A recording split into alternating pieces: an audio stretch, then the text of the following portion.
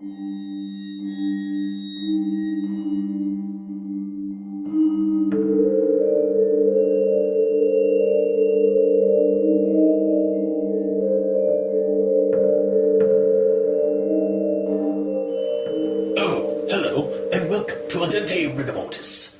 Review Cultist.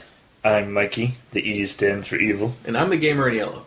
And we're here to discuss those internet stories, most creepy and most pasta, and be critically silly doing it.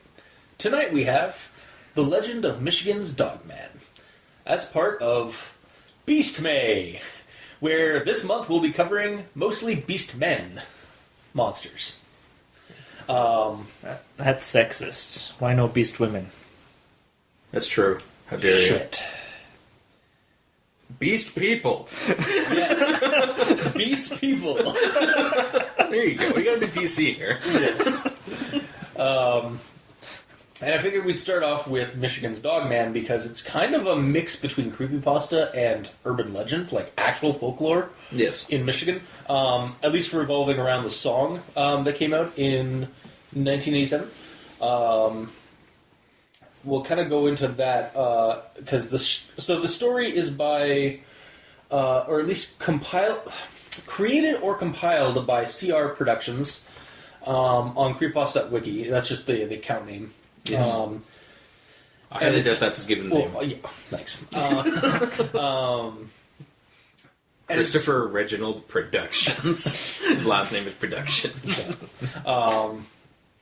And it's mostly factual content, like, or at least around, like, in terms of like information surrounding stories and stuff like that. And at the end of the entry, it's kind of like a documentary, a document style story, or an essay-esque story, like almost like a fictitious or like a narrative-based essay, where this person has compiled a bunch of information, including the song, a short film or like a short video that shows evidence of the Dogman attacking somebody, and then like a bunch of encounters from people that have supposedly sent him in sightings. Yes. Which he does have an email that he encourages people to send him stories to. Like still?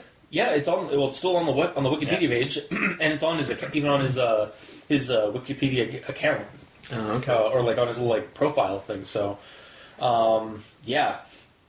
So we'll kind of go into we'll cover the rundown of the actual story. I'm not sure how much of this is pulled from like the background information, and how much is or how like much of the stories are actually like his own thing, or actually people who have given him stories. It's kind of like the Seed Eater experience in that regard. Like, I was under the impression that none of these are his own stories. Like, this is just kind of put together. Like, he's compiled it and then refined it and then put it down. Yeah. Yeah. So he's just kind of putting it all together. And but it's weird because like on his profile, he says like actually pull up his profile.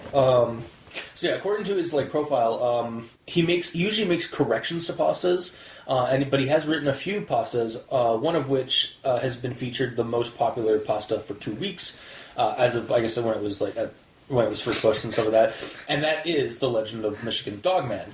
Okay, so but he says he edits pastas. Yes, or he makes corrections to them and stuff like that. So, which means someone else putting their work out there, he will go over them and fix them a little bit. Yeah. But this one, he quote-unquote wrote because he compiled the information. Yeah, that's where... And there are, like, bits in the story that either don't correlate with what's actually, like, how, like, with the background of the actual, like, content. Like, the Gable film that's on this is actually on a YouTube channel, and has been there since like 2011 or so. I should have that in my notes. I don't think it had a date. Well, I did some research on it. 2009. The YouTube channel has been up, and it was around that time when the person posted it. Okay. And we'll get into that a little bit later. But the way that's done the story is that it was recovered from an estate auction, and like so. Yeah. And there's little bits like during the encounters, like he mentions like himself like gathering these like accounts and stuff like that. So. Yeah, it's kind of like a mix. Like I said, it's a mix between like fictional creepypasta and like real, or well, I do in quotes real accounts, like accounts brought forth surrounding this folklore and legend. So anyway, starting from the beginning, I guess, for the rundown, the creepypasta covers the song and the circumstances around it, which, for the most part, is fairly accurate. It was an April Fool's joke during 1987 by Steve Cook from WTCM FM in Michigan, and he did a song like a very folksy song with a keyboard, just kind of telling tales and stuff like that about this Dogman creature, and then over the course of like hours, they were flooded with requests for the song again, and also sightings of this Dogman creature. So it almost like woke up a bunch of like this like sleeping beast of like folklore and like sightings and legends that have been going on in Michigan, and like brought it to the forefront. Because as we know, when it comes to creepypasta monsters, the first rule about creepypasta monsters is to not talk about creepypasta monsters. Right? Yeah, that is a thing that's happened over the Yeah. So the legend, which is the title of the song, has become is huge. Like it stays fairly like the guy keeps the production of it like for like putting it out distribution, there, distribution and whatnot, local, but it is listened to worldwide. It's on YouTube in multiple variations. He actually did have to redo the song at one point to when he was doing production because they lost the original master. Mm-hmm. And yeah, so it basically just covers like the song and like the phenomena that happened around it for the first section of this story. And that's all stuff that actually happened in real life. As far as I could tell, like I did some digging at least on Wikipedia pages and like it was 87, right? Yeah, 1987, April 1st is when it started, and then the whole thing is. It's on Wikipedia pages. It's on like other articles online. You can look it up. Mm-hmm. It is an actual thing that happened, and it was even like aired on several shows, including Monster Quest. Oh, yeah. Has brought up the Michigan Dogman. I asked my dad to see if he'd heard about it, but no. Yeah, it seems like you'd have to be in Michigan to hear about it, or the states. Probably. At least it's like, probably a little bit more focused on this in the states. Yeah, probably. Yeah, so. That and also like it was really like especially if like the charity thing that happened like where the most of the proceeds for the song now go to a charity about I think it's all proceeds. Yeah, all the proceeds now go to a search like an animal rescue program for lost causes, and I was like, oh, that is really fucking awesome. Like it was a bit of a heartwarming thing in the story. Surprisingly. Yeah, well, because it's a real life event, so in real life people aren't idiots. Yeah. It's covered fairly thoroughly about the legend song and the phenomena around it in the first part. Then we move on to the second part, which is the Gable film, which again, like I said, they say it was recovered in estate sale, found in a box, and it's a home video on 8mm tape. I thought it was 35. No, I'm thinking of something else. Yeah, it's 8mm. Because I actually like went on the guy's YouTube channel and found he basically just does 8mm videos. Yeah, which it like nowadays. Nice. So yeah, and it's basically there are links to all this in the account in the creepypasta as well.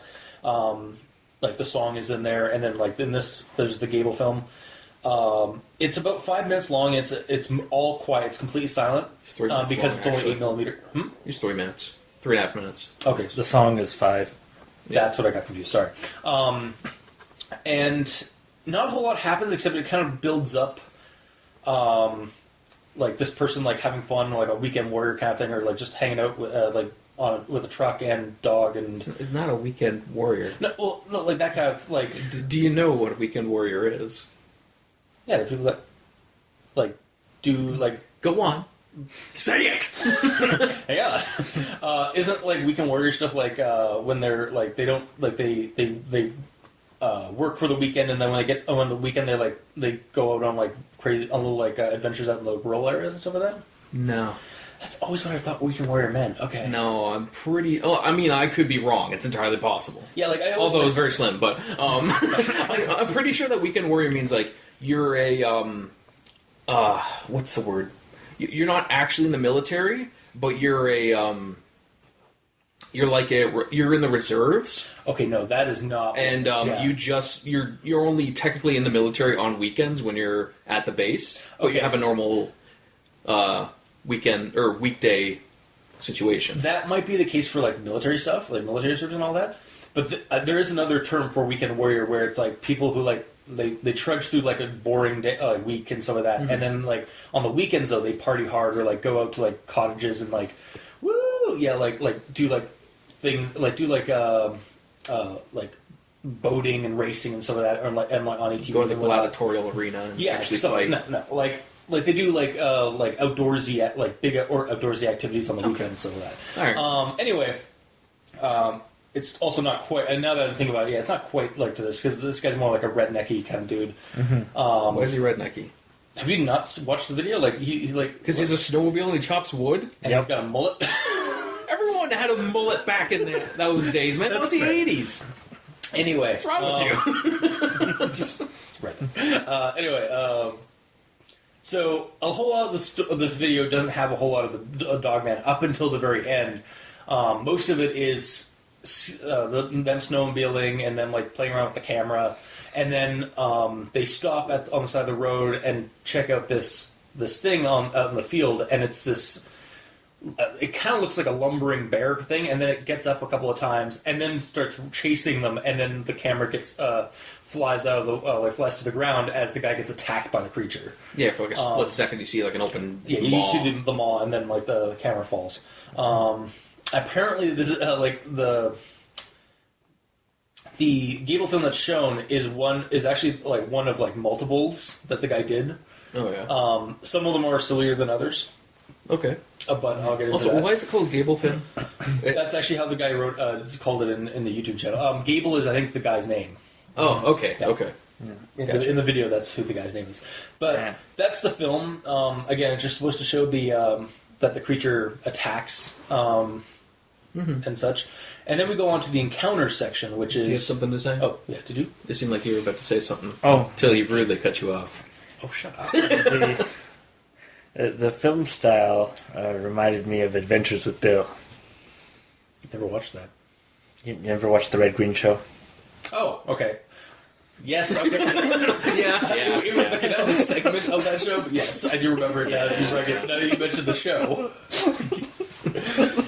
For our American listeners, look up Red Green Show. And remember, if they don't find you handsome, they'll at least find you handy. Yep. Oh, red green. Never The changed. handyman's secret weapon. Duct tape. Yes. But yeah, that's straight up, like that's straight up what this would basically be, and then it goes horribly wrong. That was the lost episode of Red Green. Oh, shit. Okay, so anyways, moving on to the next one, in the encounter section with, and we start off with Big Rapids, 1961. And it's about this father who's a night watchman at a manufacturing plant. And at night, about 3 o'clock in the morning, he sees this person, down like one of the like a lit area, and it doesn't look right. So he goes and like runs and grabs his Kodak Signet 35mm camera. And luckily for us, the reader, he was a expert. He was a hobbyist camera guy or camera buff because his dad owned one of the first camera stores in Ohio. So he took a picture of this creature as it was coming into light fully, and it does show that like there's an image does show a kind of wolf man coming in like near a light post, and then after it got the shot or he got the picture of it, it just kind of went back off into the woods, and that's basically that account. It popped up, guy took a picture, creature noticed, walked away. Then Camera shot. Yeah. Then we go to Sparta, 1987, with two friends traveling to a family's cabin. They're driving down this road, and they see something on the side of the road, and it is like a wolf man, like straight out of like Hollywood movies. They smartly just nope out and just keep driving, and they pass the town of Sparta. And then they pass the town of Sparta again. Like On their way back to their friend's cabin. Yeah, Yes. and then they get back to they get like they find that really fucking weird. They get to the cabin and they tell the guy about it, and he thinks they're joking. But to this day, 20 years later, they're still adamant that it was not a joke. So we kind of have like a UFO lost time kind of element to this. Yeah. I mean, that can also, like, lost time can also be done in supernatural stuff, but yeah, like, the story kind of insinuates that it's like UFO abduction-y kind of thing. And then we go to Reed City, 1993, which has a girl. Make sure this is actually girl named Courtney. Her encounter is when she was a teenager. She was outside near a barn.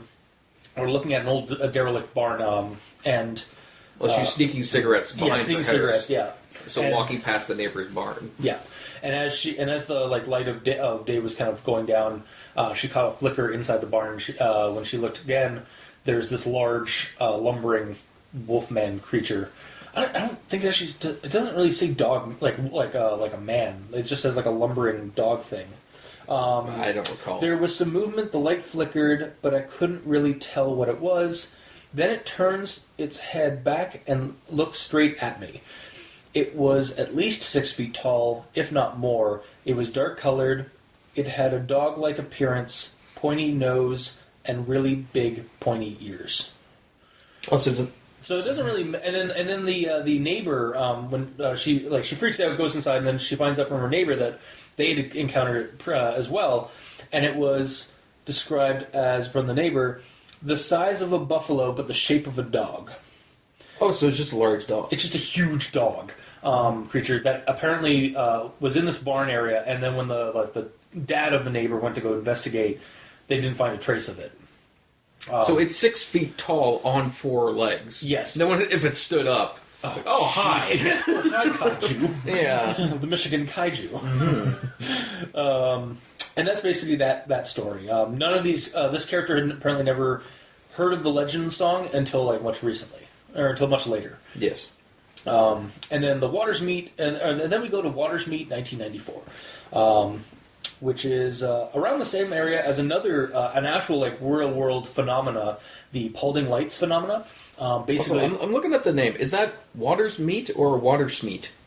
I guess it could be either way. Either way. I want to think it's Waters Meet because it's probably where Where waters meet? where rivers meet, basically. You don't think their water is very smeet down there? I don't think so. Oh, That that's might be. unfortunate. Yeah. Smeet. Anyway, it's also so like I said, it's has some already notoriety with paranormal things because of the Paulding Lights phenomena. Did you look that up? Yes, I did not. I'm actually aware of what it is from again like paranormal shows and stuff. Oh. It's this it's like they think it's like Ghost Train basically. It's between two hills, like two ridges, like in the little in the In a ravine valley. below. Yeah, and you can spot it from the road, like because the road like goes like almost toward it. And it, at a certain point at night, there's always this light that just pops up in that ravine, and people have gone over to it to investigate, see where it is. They don't see anything, but the people at the road can see it, and they've tried all types of tests to see if it's like some kind of refraction or anything. Yeah. Cannot figure it out. And as best as and the legend goes that it's like the spirit of, or it's the ghost of a train, because there used to be tracks that ran through there or something like that, and maybe some kind of collision or some kind of accident happened. Can trains have ghosts? That is a question for the ages. They can in Ghostbusters. I think it's.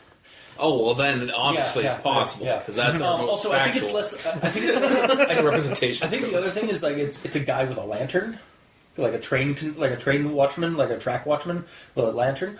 If you look it up, you find different explanations or different theories for it. Well, that's the thing. Like, if you're thinking about ghosts, Yeah. here, it's not weird to think about a normal ghost walking around wearing whatever he had on. Yeah, But a train, right? no, but Or is that- I'm just saying he's a ghost and he's wearing those clothes because that's what he died in. Yeah. So what's to say that there can't be a ghost of things he had, like the lantern ghost equipment is a thing. yeah. At least in Call of Cthulhu D20 and Call of Cthulhu. So, ghost RPG. train's fine. Yeah. That's totally fine.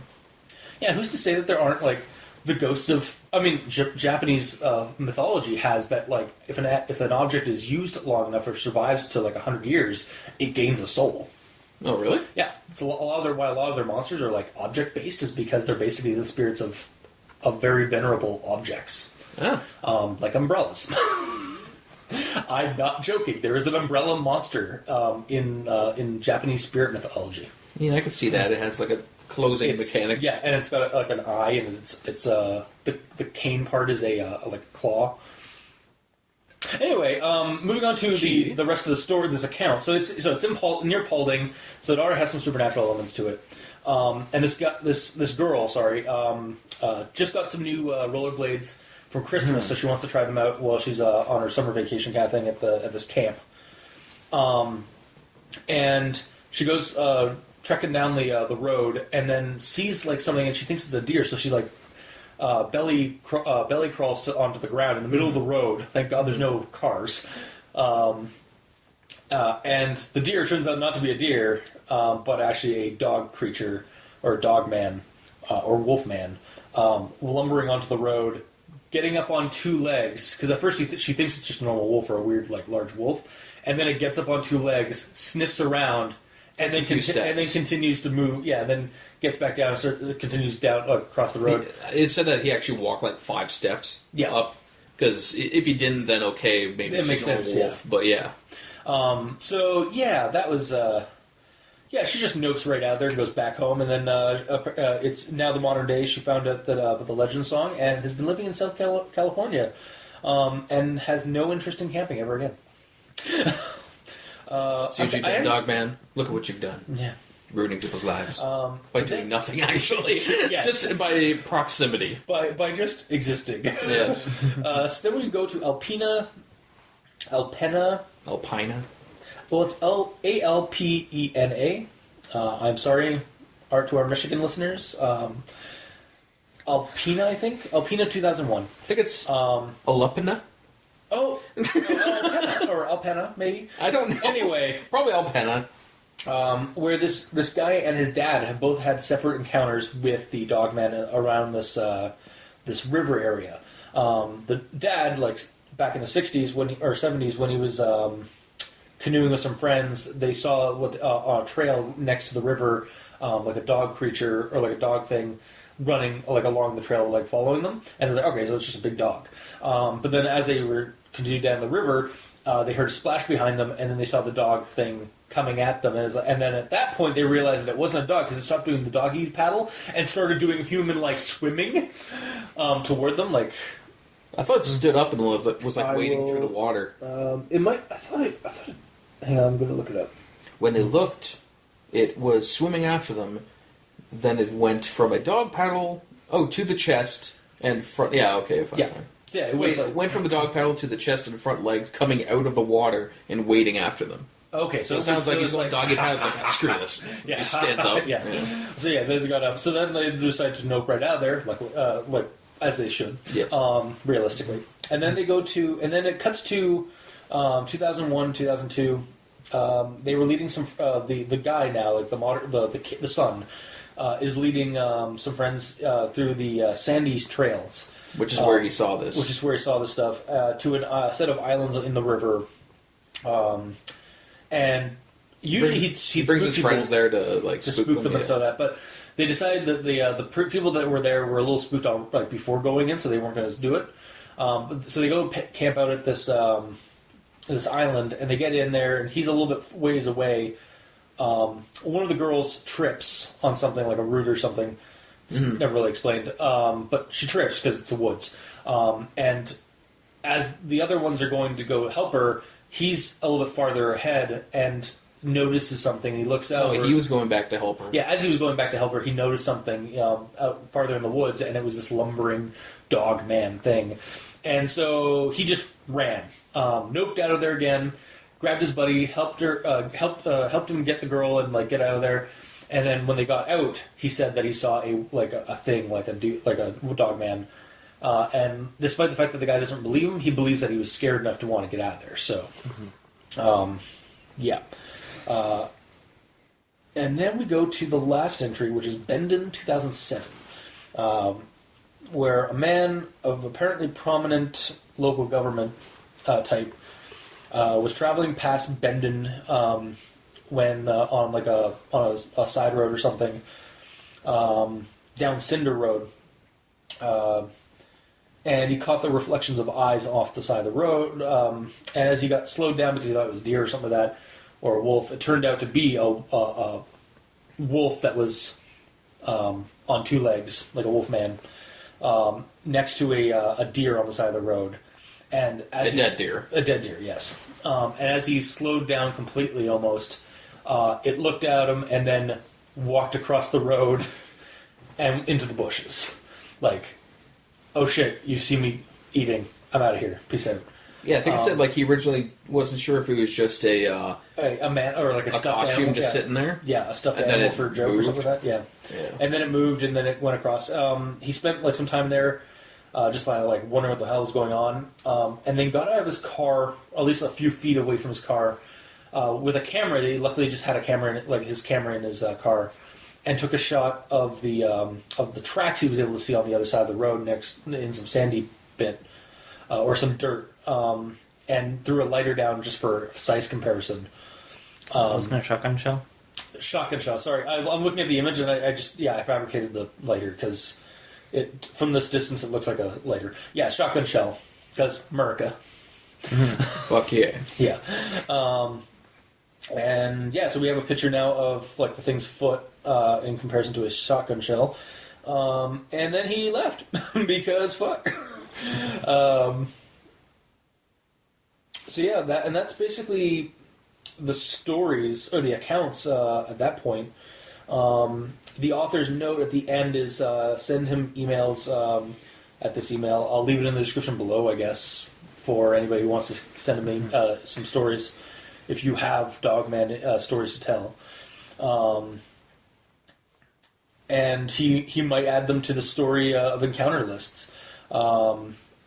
So that's basically where the story ends, or this creepypasta ends.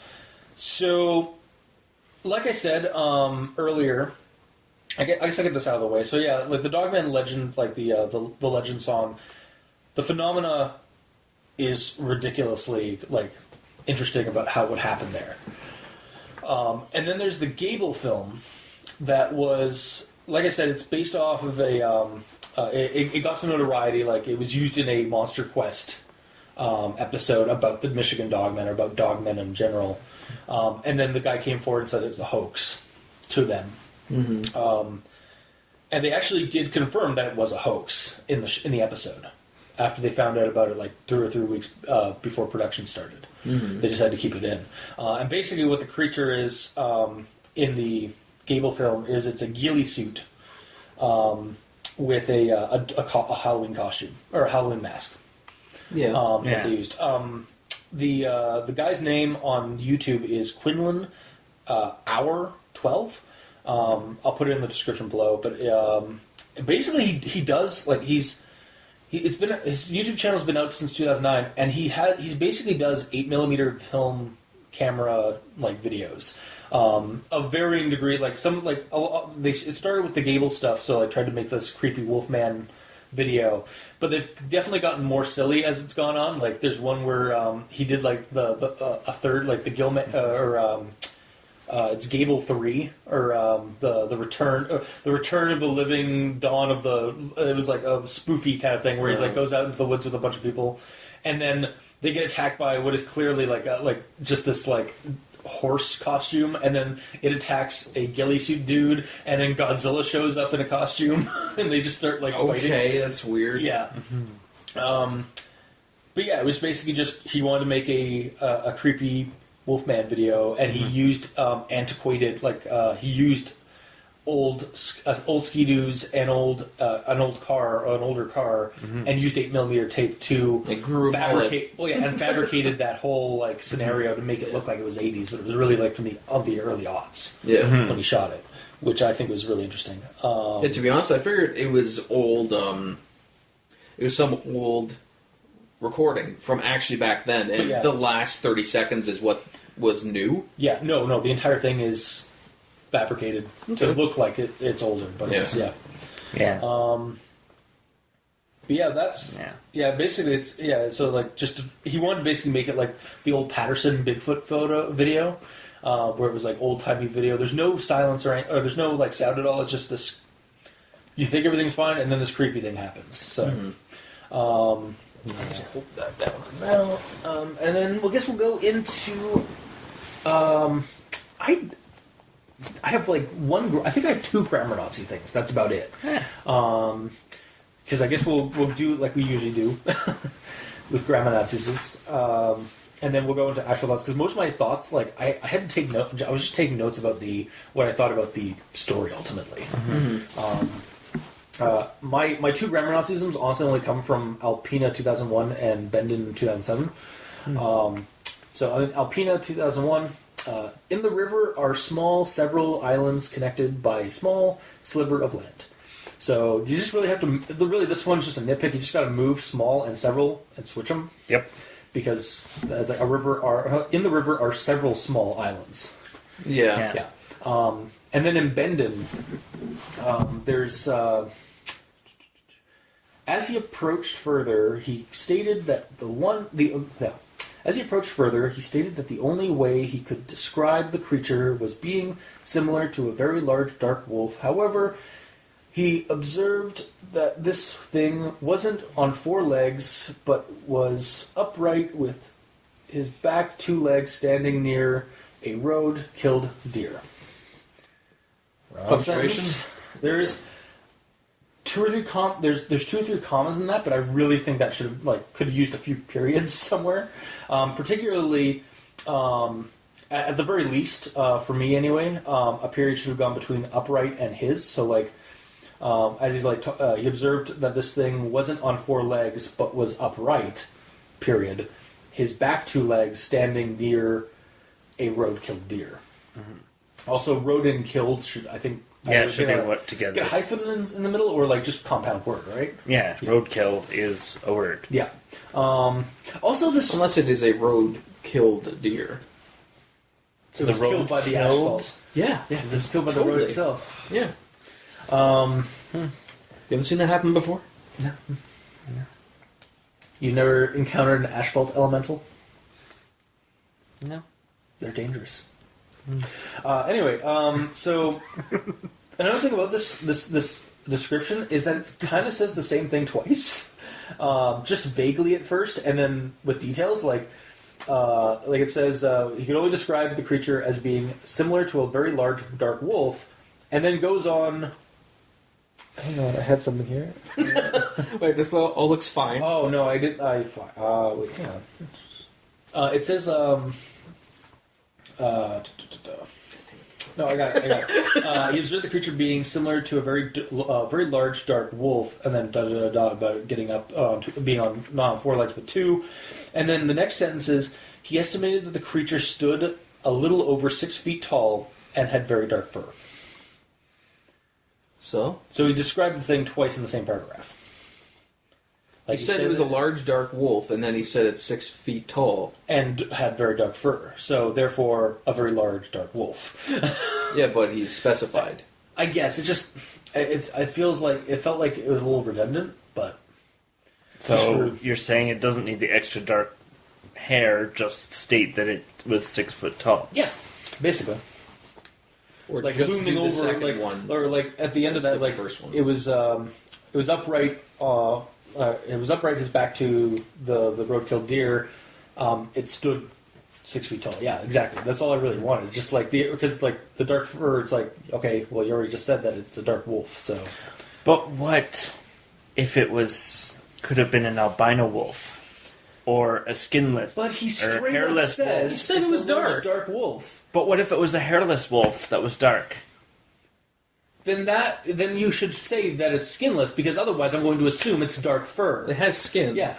No, I mean, fur, like, you should if it's furless, I'm down for that. Stating that it wasn't furred, that it was just hairless. Okay, but no. I get what you're saying. I'm just saying, like, that dark fur doesn't really need to be there. That's all I was saying. Think about it like this: he's driving up to see it. He sees a large dark wolf, and then as he gets closer, he sees that it is actually a 6 foot tall dark wolf. And he can actually see the hair because he's close up. All right, fine. It was a nitpick. I'm sorry. Move on. Chill. Anyway. That being said, I agree with you. Fuck you. Alright. So, I actually answered my own question in my own notes, which was amazing. Cool. But, Glad we went over that. anyway, so the song. Yes. The song, I'm guessing, is the remastered version. Yes. Wait, is this grammar Nazis, or is this you just going into your actual thoughts? It's a time travel thing. Because if this song was released in 1987, it mentions 1997 in the song. So yeah, well, it does. I don't know if it describes. I can't remember. It later says that it was remastered in 1997. It wasn't that. I wasn't just reading that from the wiki page. Okay, yeah. Because he did say that like people because the original ones were lost. So yeah. I don't know what your problem is, Mike. Yeah, this is you. Is your problem that at the end it says that this song was made in 1987 or whatever? Like the credits? And that had 1997? Because the original song was, but not specifically that one. Yeah. So you're just telling us a corrected grammar Nazism that you solved by myself. Yes. Is that the second one that you solved with your own notes, or is that you telling us the first one? That's the second one, isn't it? It's the second one. Okay. So continue with your next problem that you will correct yourself on. Alright, anyway. So, onwards to grammar Nazi stuff. For, in the first area, there's a paragraph. Big Rapids or the song stuff? It's going on about the Loop Garou. But anyway. Yeah. This is before the encounters. Yeah. And it's really just something that if I were a teacher, I would say this needs to be edited because there are 4 sentences that begin with A. Okay. So it's like my it's, where there's too many things that begin with it, but there's too many sentences that begin with the same word in a row. A fur trader, a letter from 1885, a real Dogman, a century old. That was the first one. Mm-hmm. Okay, I mean... Should they be commaed out? Okay, hang on a second. No, hang on. I think I know what the problem is, because reading context-wise of that paragraph, other stories began to surface and be compared to the Michigan Dogman story. Period. A century-old story, da-da-da-da, a fur trader's a diary account, da-da-da-da, a letter from 1857, da-da-da-da, a real Dogman sighting investigated by Lake County Sheriff Department, da-da-da-da. So, and then a reporter for Cadillac News. So how would you rewrite that? I would probably bullet point it. Yeah, honestly, that would probably be my... I'm actually in agreement with you, but like... I didn't notice it because it was just dotting off, like, it was just naming off a bunch of interesting things. But yeah, I think the way to do it, especially for this kind of document style thing, would be to do have is it a semicolon or a colon for like when you're about to like list stuff. Colon, okay. Mm-hmm. To have a colon at the end of Dogman story, and then in bullet points underneath each separate type of account. Mm-hmm. Like a century old. I mean, it didn't bug me, but that's just it didn't bug me. But now that I'm reading it, like I can see where his grievances are about it. I suppose. Mm-hmm. But yeah, you need to put a little more context into why, like, because you're like, unless you were going to say that, I just cut you off there. Say yes. Because yeah, I do have a tendency to do that. I'm sorry. Sorry, not sorry, because I'm going to continue to do it because I can't help it. It's fine. But we got the point across. Yes. And then there was a run-on sentence that I have here. Okay. Yeah, tell us. Is Mikey? He takes his time. He's very good at pacing. Oh, I see. Even to the point of absurdity. Alright. Then other news outlets picked up the story, and it was later fed down the Associated Press newswire, and thus was picked up by newspapers all across America. Yeah, It didn't seem super long. It's not super long, but were there commas in there at least? Like there is a comma in there, but there's two joining ands. Yeah, like you usually only want one and. Yeah. Yeah. Like if you're writing something and you used an and, I hate, like, and yeah. you want to use another and, like if that's continuing a thought, you're thinking I have to use another and.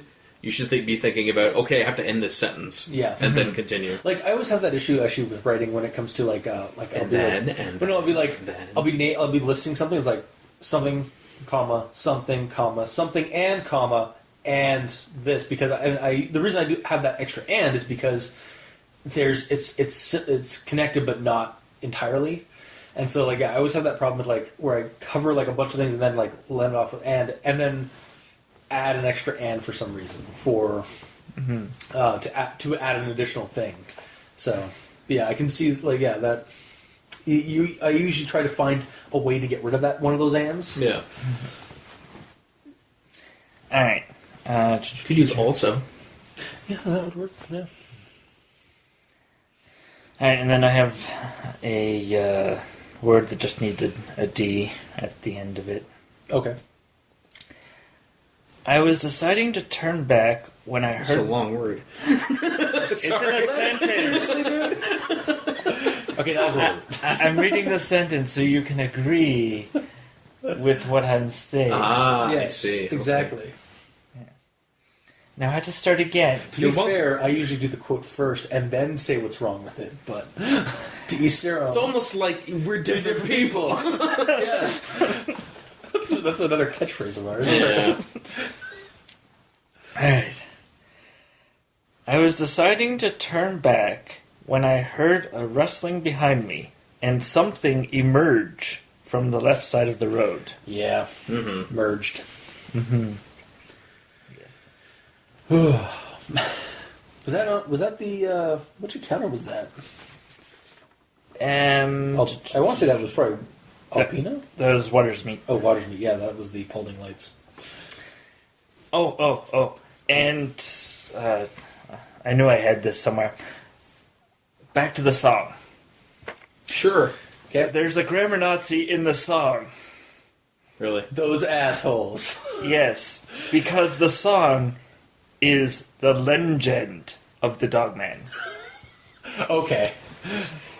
Just gonna load that up. Is it in the? Is it right on the? Is it like? It's near the end of the song when it's saying that what the song is and who it's by Oh, in the credits? in the credits. Oh, okay. It's the legend. Legend. Okay. Cool. I'll have to take your word for that because I cannot find it right this quickly. So. Well, you have to actually load the The video. song. Oh. It's at the end of the actual video. Okay. All right. Fair enough. Well, that might not be this guy's fault because that he pulled links from external sources, so it's on the guy who did that original video. Yeah. It's on that guy. Yep. We know who you are, or girl. Sorry. All right, so that's it for grammar Nazis. Okay. Cool. Do you have anything? I don't remember. Again, it was kind of hard. I didn't give this one an entire pass on grammar Nazisms, but also just because, like, for the most part, it wasn't that bad. I got one. Oh, you did? I have no idea where it is because I didn't write that down, but I got one. Oh shit. So let's see if you guys can Get pick it the out, quote. and see if the listeners can pick it out before you, Okay. because we'll hear them. Please leave us in the comments. It's like first. Yeah, there you go. Leave us a first. Yeah.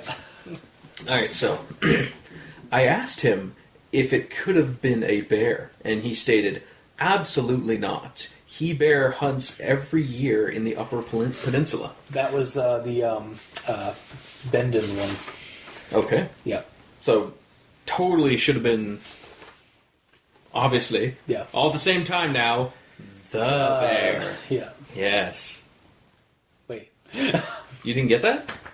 You But seriously? he bear hunts. I thought He hunts bear every year. it was going to be the bear hunts every year. So now we have a hunting bear Yeah, maybe that's you do. hunting Yeah, hunters. absolutely not. I asked him if He could have bear been. hunts. No, it's not the bear hunts. He's like, he bear hunts, because bear hunting is a thing. Like, he deer hunts. I asked him if it could have been. No, but okay. This is the way I listen. This is the way I read it. Yeah, no. I asked him if it could have been a bear, and he said no. And then I read that as if he was as if he was continuing that quote, saying absolutely not. The bear hunts every year. Like if the bear is out, he's hunting every year, only in the Upper Peninsula. So it's fine here. That's the way I read it. It's fine the way it is, dude. Yeah. Sorry. No, it totally is. Yeah. I agree. I just, for some reason, I read that like that was an entire quote he said. I also like when you're like, it's like, say it with me, and I was like, you were like, the? Yeah, And I was like, wait, no. Yeah, I don't know why I read it like that. Maybe I should That's stop like- reading these at 2 in the morning. That would probably help. Yeah, Just a that little might bit. help. Yeah. All right. Well, That's the only one I had. It wasn't even. Yeah. Yeah. All right. Well, Just because I that's read fine. it stupidly. It's okay. No, it's not. Well, our listeners are laughing. That's good. That's I good. hope, anyway. That's fine. Anyway, or they're face palming hard. Right Good. now. That's good. So, all right. So going on to actual thoughts, which is basically impressions on the stories. So the song phenomena for me, I have them basically like set up as the song phenomena, the Gable film, the encounters, because basically like By the way, should we do like you talk about the song, he talks about the song, I talk I think about the that might be song, good. I Yeah. think that might be the best. Yeah. so we're not jumping all over the place. All right, so this, for me, the song, this was really interesting to read about, both in the Creepypasta entry and the Wikipedia page regarding the song's infamy. And to me, it harkens back to like the War of the Worlds radio play, but a little bit more lighthearted than people committing suicide because they think it's the end of the world because of the radio play. Yeah. I love the fact that what started as a prank on April Fools generated such interest, and the advent of a folkloric creature to me is just awesome. Like that idea, like this whole reading. I'm glad I read this for finding out about how this phenomena of the song, the legend. And then I have a quote here. How many young adults grew up hearing it and remember it scaring them at summer campfire storytelling sessions? This quote perfectly encapsulates what I love about this phenomena. Like, it, again, started off as a joke and literally became a creepypasta or a copypasta-esque phenomena before the internet. Like, it got copied, it basically got added, it got passed along through campfire stories and stuff like that. Yeah. And I have to think that, like, knowing what I know, or knowing what we know about like mass hysteria and stuff like that, again with the War of the Worlds radio play and stuff like that, I'm sure I don't want to say that like people didn't see what they think they saw, but I have to think that like a good number of the sightings that flooded in were people like, oh, I saw something strange, and like this dredged up some memories or some false memories, and like, or they were just like kind of getting in on the joke because it's April Fools, right?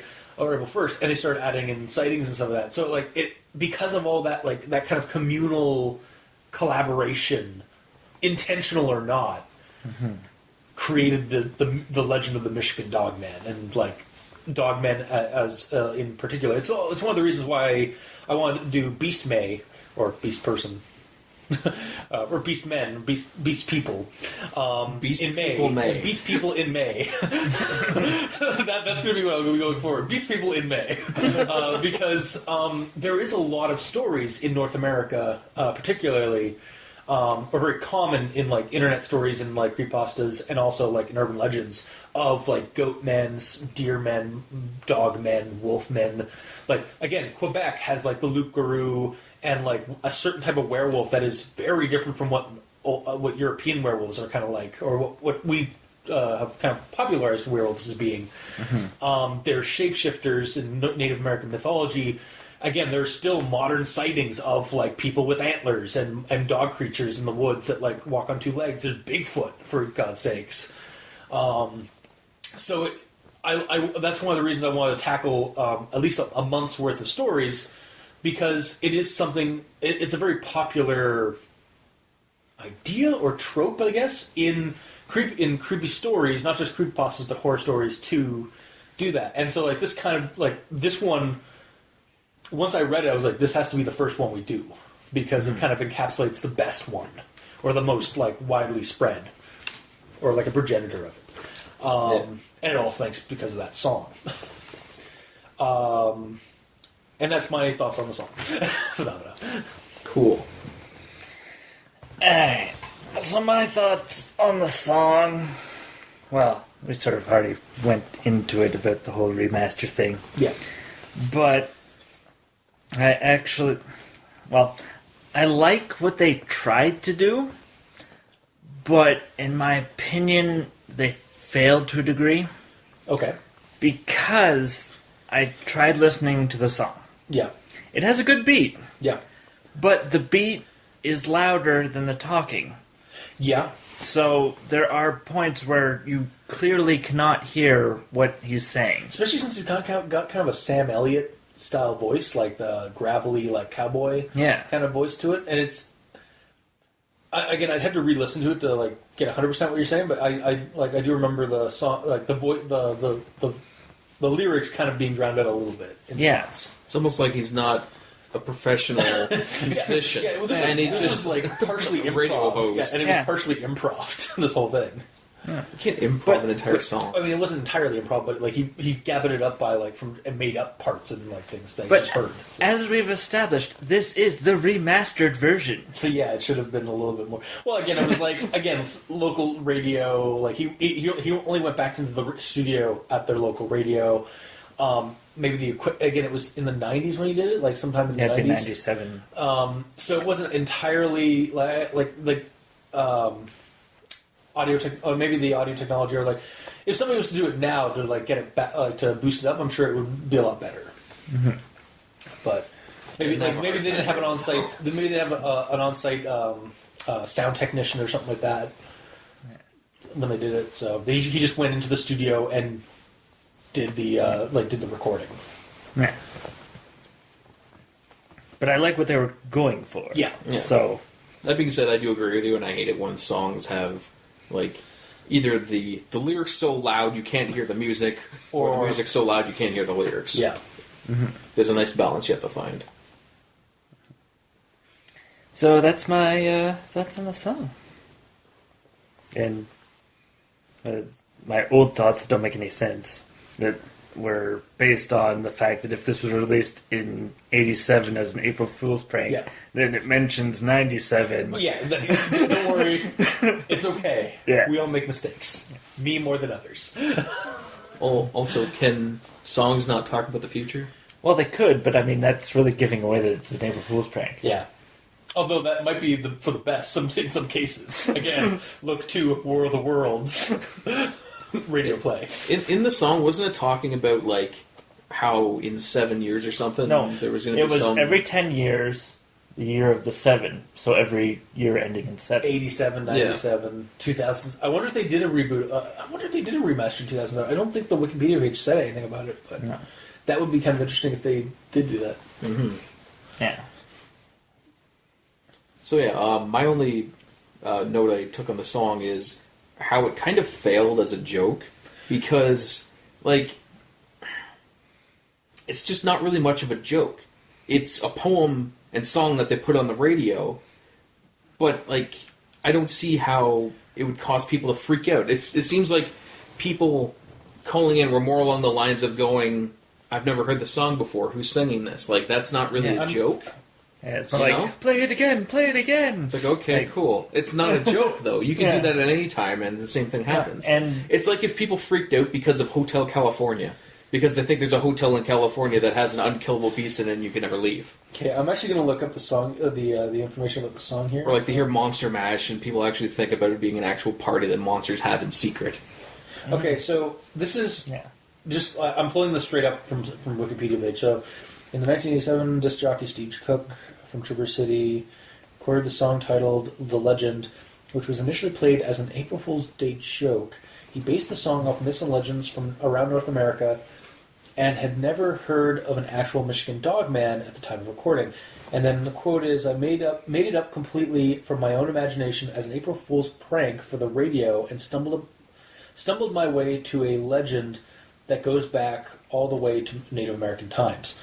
There's no joke. I'm trying to see like why they did it. There might have been some kind of context that we just don't that's been lost. Yeah. Like it might have been an in-joke thing that they did on the show on the station.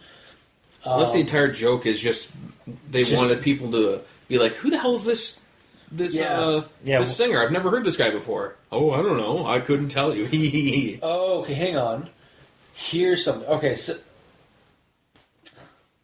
all right. Cook recorded the song with a keyboard backing and credited it to Bob Farley. After he played the song, Cook received calls from listeners who said that they had encountered a similar creature. In the next week after Cook's first played the song, it was the most requested song on the station. Yeah. And then it also goes in, they sold the cassette. So Bob Farley, wow, okay. Like I think it's like Chris Farley or Bob Marley kind of Bob Marley, thing. Yeah. And again, he did say, I think it's either in this or in the story, that like it was a failed April Fool's prank. They just kind of like, fair. They kind of just like did this thing for shits and giggles, I guess. Like just to like, again, might have been like we don't. It's like, oh shit, we don't. It's April Fool's. I should do something. I got an idea. I know an idea. And it goes in and does that. Yeah. Because I think like did he? I don't think it said if he recorded it. Like prior, or I'm like sure did it live, or did it live? No, because they replayed the song. That's true. Yeah. So basically, they do admit that it was a failed lame joke that then spiraled into this thing, which is totally fine. Yeah. But also, prior to even the song, I actually have a note about the intro. Okay. So the first words on this entire thing, it says, "So the officer and I went out there to take a look at it." And he just tried to chew in around the doors. And you could see a dog print outside on the window there, so it was obviously a dog. So that's kind of a weird thing to pull out and put there out of context at the very start of this, because when I'm reading that, I'm like, so this guy got a cop to go with him. Him and the cop went to go take a look at it, quote unquote, whatever that is, and the cop tried to chew in around the doors. Also, what, where, when, and why? Like, I was really confused from the get-go. Because what that is, though, right? Yes, it's from the song. Okay, yeah. So, but this is at the very start, before even the length of the song. Yeah. So I assume that this is the start of the actual story. And it's this weird part taken out of context. See, to me, I think I found it... I know what they were trying to do. There was, like, teasing or, like, giving some kind of, like, out-of-context thing that you will get later because you'll realize it's from the song. Kind of... It's just weird having that out of context. That's my real problem. All right. It would have been nicer if they'd posted all the lyrics of the song. Yeah, that thing, I will agree that, like, I think... Well, then again, like, you might get into... Like, there is copyright to it, like, whereas... They have the song on there, though. They have this... They have a link to the song. Yeah. But, I don't know, yeah, like, transcribing it might have been a little bit more difficult. I don't know. Or there might have been some kind of restriction, like you can do a link to something word, but like the Creepypasta.wikia has rules against straight up just putting the entire song lyrics into something that's supposed to be fictional, right? Yeah. That is kind of the big thing too. Yeah. Well, either way, I just feel like that intro snippet shouldn't have been there because it didn't appeal to you. Well, it didn't add anything to it. I don't know. I didn't mind it. But just like with all the ellipses in it and like the way it's laid out. It's hard to read, so I'm like, oh god, is this going to be all like terribly typed out? So just kind of maybe start off on the wrong foot. Mm-hmm. All right. Yep. What were you going to say there, Mikey? Oh, I'll save it for later. Cool. Okay. That's fine. I guess we'll move on to the Gable film. And again, not a whole lot to say about the paragraph that's there. It just kind of establishes the setup, and then you were supposed to watch the movie. So I watched the movie, and some of this I might I don't think a lot of this... I'll try and negate some of the stuff I've already said, but the lack of audio really aided in the atmosphere to this when I was reading this video, or watching this video. I half expected at the end to hear like a jump scare, a jump sound, and I'm glad I did because it was it'd be so cheap. Well, that and like the silence of when the monster attacked and stuff like that, and like the film just dropping and stuff like that was more unnerving than if it had been a cheap jump sound. Yeah. That and the film quality, which, as I found out, was an actual 8mm tape, and the filmmaker Mike Agrusa, or Quinlan Hour 12 on YouTube, did actually get like a bunch of like antiquated props and stuff for authenticity, and as mentioned, I'll have a link to the article I looked up for the information about the Monster Quest TV series episode, and like the information about this guy. It made it seem more believable. Like he really strove to try and make it as this was something out of like from like an 80s or 70s like thing. Honestly, the creature, when I first saw it, like my first impression of the creature when it came into the movie is like I just thought it was a bear, and because the loping gait and stuff that kind of looked more like a bear thing, like the way the dude was like running it like on all fours and stuff, but it coming at the camera guy and like attacking him, and me thinking that was a bear was kind of creepy in a real aspect. It was like, oh god, like that's like we're just watching a bear attack. Yeah. And then, like I said, it was admitted that that it was a guy in a ghillie suit and a Halloween mask, which I can see because people somebody running on all fours, like he does a pretty good like it does like my bear thing is like people on all fours like in that kind of with a large baggy costume can pull off a bear more than like another animal, because bears like their forelimbs are a little bit more are less legs and more arms. So it is a little bit easier to see them as like the way they lope and stuff like that for us. Yeah. That's my stuff for the film. It was pretty short, and well, there wasn't a whole lot to do at the beginning. I was looking everywhere for where are we gonna see? Where are we gonna see? And then near the end is when we actually see something. It's like, oh, okay, so that was all like kind of just leading up to this. Otherwise, the fact that it was all quiet like made it really effective for me. But that's it. Alright. So I watched the video, and I immediately saw that it was a guy in a suit. Really? I've seen a bear in the wild. Okay. I know how they move, so it just looked unnatural to me. Okay, fair. And then, yeah. Bear for me was just like my initial impression, but yeah. Yeah. And I mean, I don't think I actually knew about the hoax stuff until like after I looked it up. But yeah, okay, I can see that. Like I haven't seen a bear running in real life or anything like that. I've seen like videos, but to me it looked passable. So, but okay. Yeah. Oh. Well, when I first saw it, I immediately assumed or saw that it was a dude in a suit and not an actual bear, because it looks like that. But yeah. Fair enough. It was just kind of weird, though. Like, just like you, Cultus, I was looking through this for 3 minutes and 31 seconds, because that's how long it is, looking for things to happen, and nothing happens until the last 30 seconds. Yeah.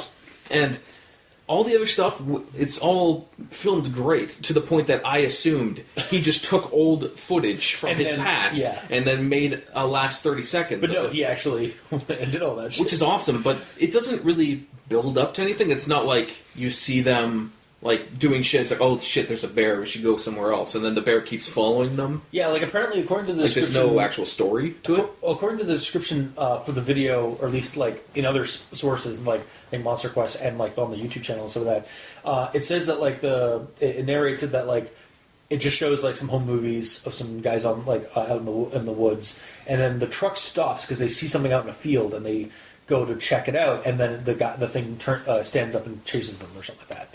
Oh, I have to watch it again. I guess I missed that. Yeah, no, there is actually a long. This one, there's actually multiple versions of this. Like there are multiple cuts. Oh, okay. Where I think the one I don't remember. I remember reading like watching this one, and like then I heard in a description where like they stop and you actually see the guys get out of the car and look at the thing out in the field, and I saw that in another cut of the film. Oh, okay. On their channel, because they have like a director's cut. Okay, so maybe that one actually flows kind of better. Yeah. But yeah, and about the Dogman at the end, it's like it kind of goes against what all the story has been telling us so far. Yeah. Throughout the entire entry on the Wikipedia page. Is that with regards to the fact that it actually attacks somebody? No. Okay. It's to the point that it's been said repeatedly in probably, well, you brought up the one, but I'll say 90% of the entries that the Dogman is always seen at some point walking on his hind legs. Yeah, and this thing... And this one, he's just always on all fours. He does stand up. There is a scene... again, I'm not sure... Maybe in the director's cut. Yeah, I'm not sure. And that's what I'm trying to remember, if I'm seeing it from the director's cut or from this version. But there is a scene where you do see the creature... like they're driving, and you see the creature in a field, and it gets up. And then bears can do that too. Yeah, no, that's why I thought it was. That was my first impression. Because the way I saw it, it looked like a bear. Yeah. Again, with the fuzzy video feed and stuff like that too. But then there's a scene where you see it. Then there's a scene where at the end scene, the 30-second scene, where it's just like this blob, and then suddenly it starts. It tilts its head up or whatever, and then starts moving on all fours toward him. Yeah, but again, also it doesn't look like a dog at all. It looks like a bear. No, it's straight up because it's so chunky. It doesn't have pointy ears. It has no tail. Yes, agreed. So I'm wondering if he was even trying to make it look like a dog in the first place. He did say he was trying. He did admit that he was trying to make a werewolf, a werewolf video, or a Wolfman video kind of thing. So surprised he didn't get a tail. Yeah. So are we saying that this video failed as much as the April Fool's joke in the song? Yeah, basically. Because like I said, I found it creepy, but only because I thought it was because my initial impression was that it was a bear, and then the idea that this guy was being attacked by a bear just seemed creepy. That's more real. That's more real. Life kind of creepiness. Because oh shit, this guy's we're about to watch him mauling. Yeah. No. And again, I'm not saying that I knew I wholeheartedly believed that this was a bear and did not think it was a dude. I knew it was I figured it was a dude. The mask, sure, yeah. When you get the mauling of the mask, I was like, okay, that looks kind of. But from a distance, it looked like a bear to me. That was what I was meaning. It's less of a dog man than a bear man. It's a dude in a bear costume from far away. Yeah. That's what it looks like. Yeah. All right. Yeah, that's. Other than that, it's filmed awesomely, and I had no idea it was so recent. So that part's well done. Yeah, production-wise, it's well done. Oh yeah, totally. And again, I think this. I have to see the director's cut too. I want to see if it actually changes. Yeah, and again, based on what I saw on the guy's YouTube channel, he doesn't take himself that seriously. He's just for funny, shits and giggles and stuff like that. And the fact that this made it on Monster Quest, a show on Discovery or one of those kind of channels. Yeah. And they were told weeks before they aired that episode by the guy that it was a hoax. Yeah. And they kept it in anyways, and did add at the end that it was a fake. Mm-hmm. And this was their season finale too, apparently. So they ended their show by giving blatantly fake evidence of monster. So what does that say? They're running out of material. Yeah. This is the last episode, so yeah, everything's fake. That's a better April Fool joke. Joke. I don't think it aired. It probably didn't air on April 1st. That would have been funny though. Mm-hmm. All right, so that's the end of the Gabriel the Gable film. Yes. Yep. All right, now we'll go into the encounters. I have basically stuff for each one. Do you have any general thoughts on encounters? Most of mine are general thoughts. They're not actual I mean, all-encompassing, talking about all them sort of deal. Actually, I do. In my final thoughts. All right, I'll leave that. I'll put this into my final thoughts then. Okay. So continue. Okay. So going on to Big Rapids, I'm going to start with the image. It's a pretty decent shot, well lit, and the creature is clearly there. While integrated into the photo naturally. I mean, obviously it's a Photoshop, or maybe it's a dude in a costume or something. But it seemed pretty well integrated. The creature, whatever it was, or however it was done. My only issue, nitpick wise, if it is a Photoshop, they got the shadow behind the creature is a little bit much. Is a little too much. Like it's like a. It goes right off and kind of expands blackness behind it, and the way he's positioned in like underneath that light post and the other light posts, I feel like it would have been a lot smaller shadow like cast behind him. That's do you mean a shadow of himself? No, on the ground. His shadow, like in the dark, that goes off into the darkness. You can't see his shadow. Yeah, you can. There's a shadow, like a cone of shadow that casts off like behind him. It's just pure black behind him. On the ground. It's both of us grab our devices. Exactly. I'll show you. Again, I did say it was nitpick. Like, just when I was like looking at it and stuff. So, my page won't open because I'm on airplane mode. No. Okay, here.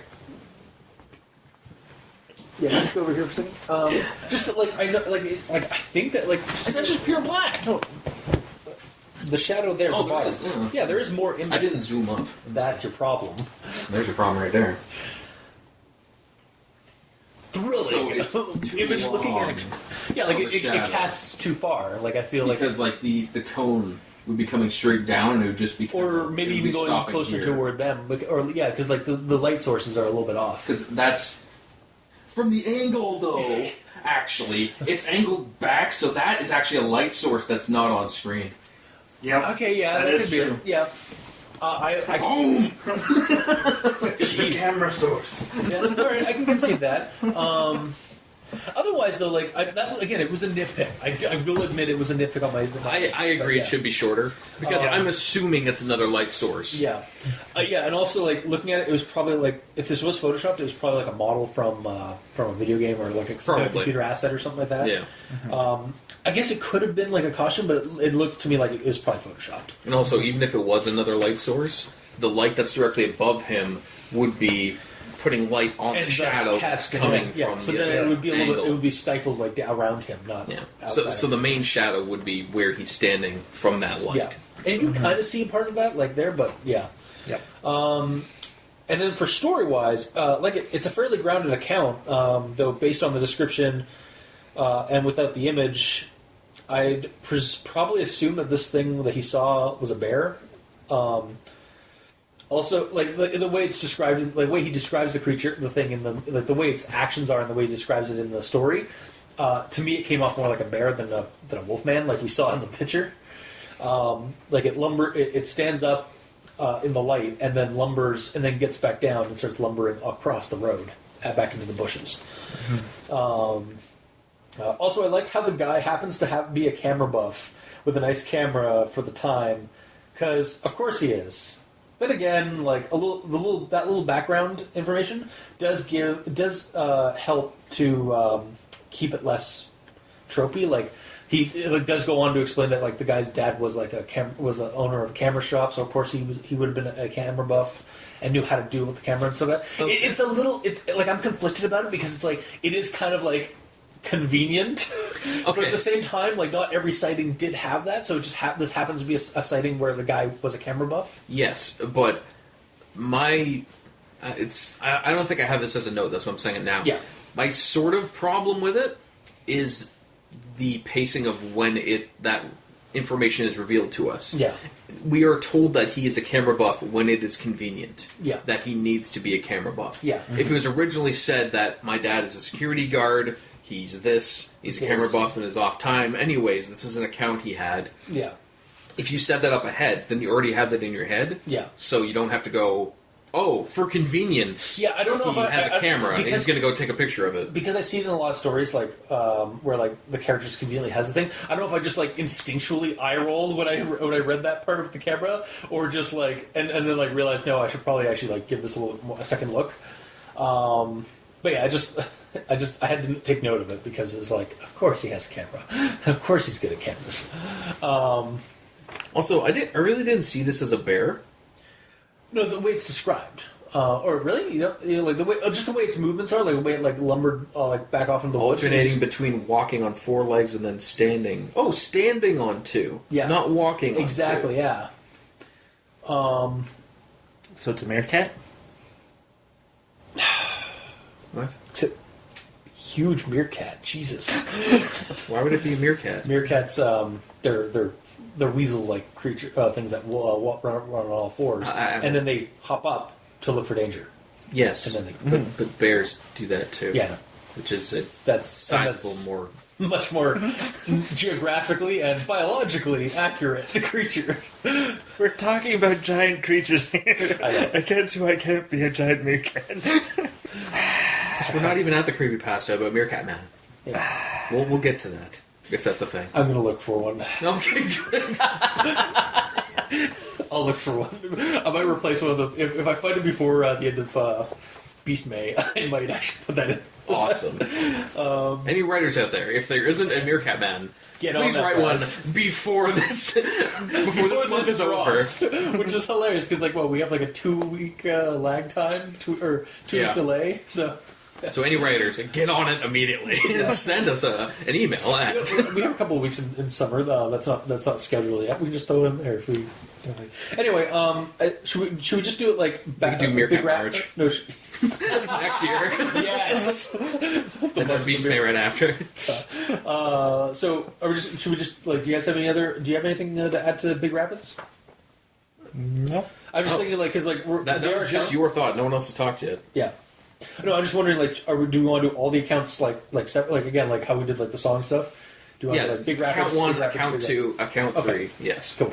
All right, then that's my notes for Big Rapids. So. Big Rapids. I don't have notes. Okay. Good job. Neither do I. Moving on. Yeah, totally. Really? No.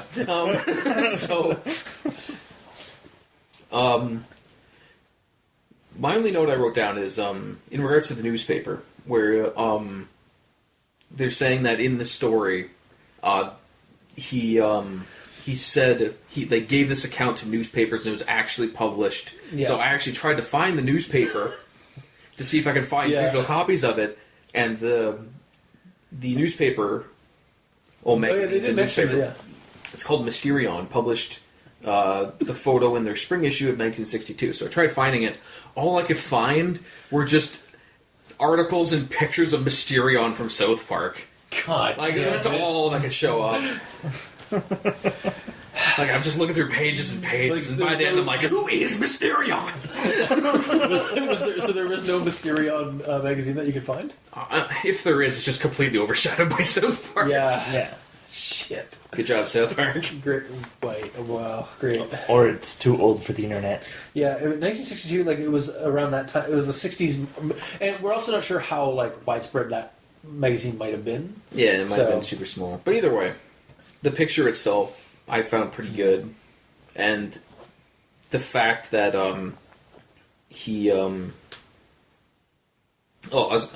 it's pretty good, but if he wasn't a cameraman dad, then I'd say that it's too level for him to be quickly going, I gotta take a picture of this. You figure it'd be he said he was shaking too, but he's also a semi-professional, avid camera user, so I let that slide. Yeah.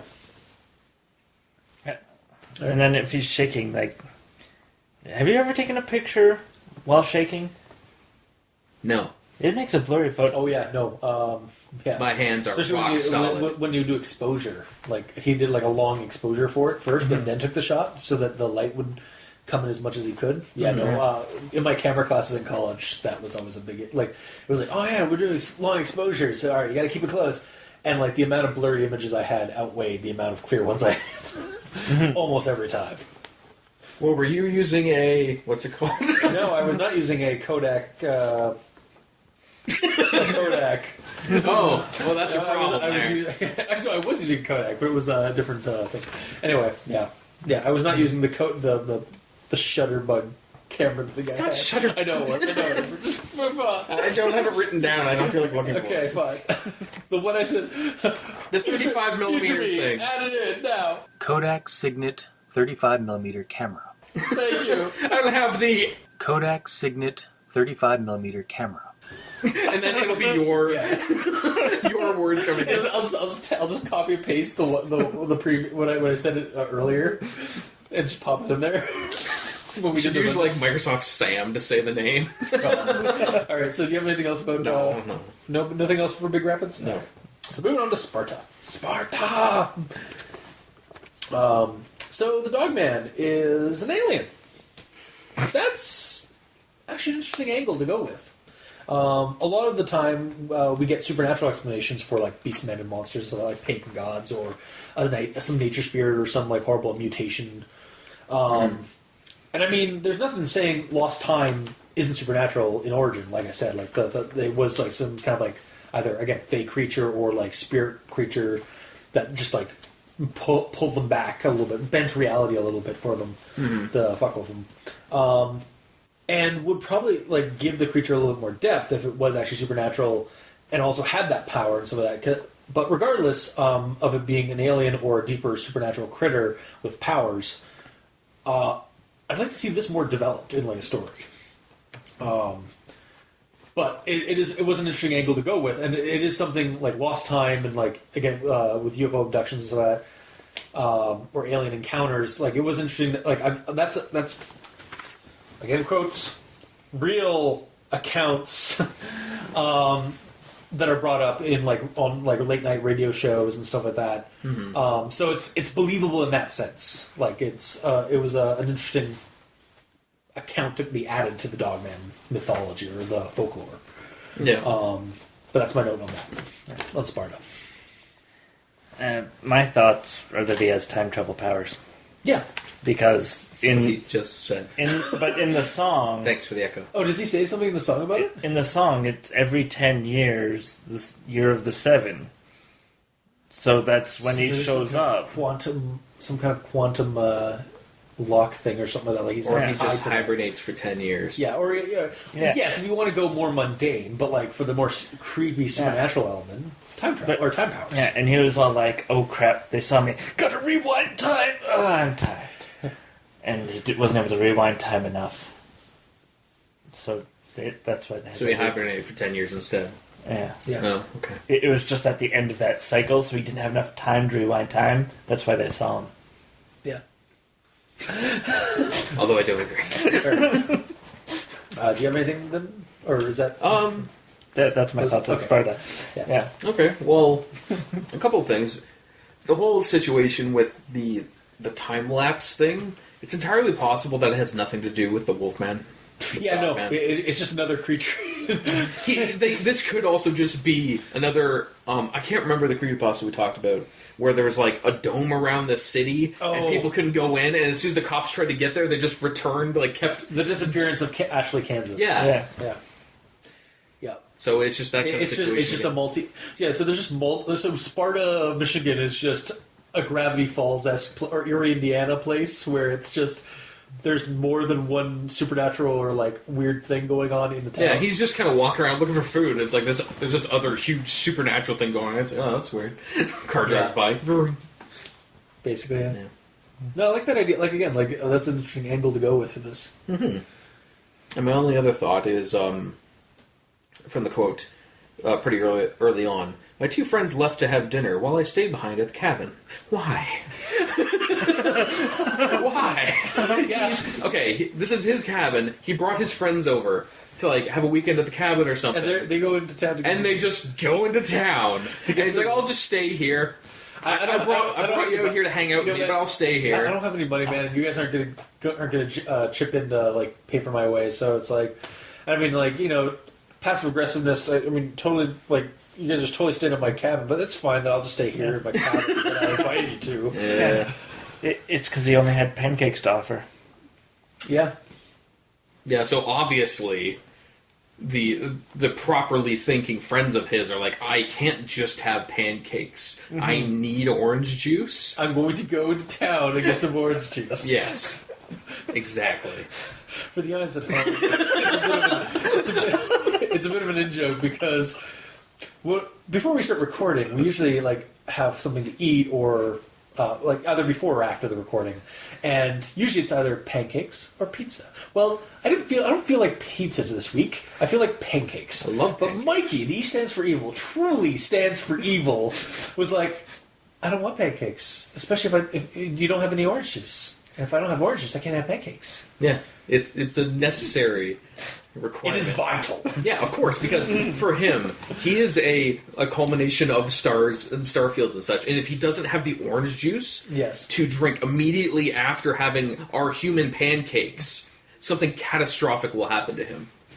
Yes, that poor, like, one of those solar systems in his gullet will just be destroyed by bladder, by pancake batter. Totally, exactly. Yes. But the orange juice negates it. Yes, it strikes it before it hits the planet. Exactly, yeah. Okay.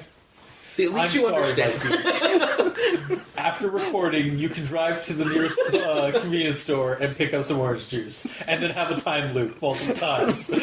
Great.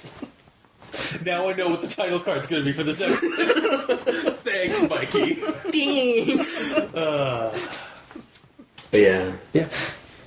And then, I have a long quote here, but essentially, following the dinner, the men headed back towards Sparta in the cabin.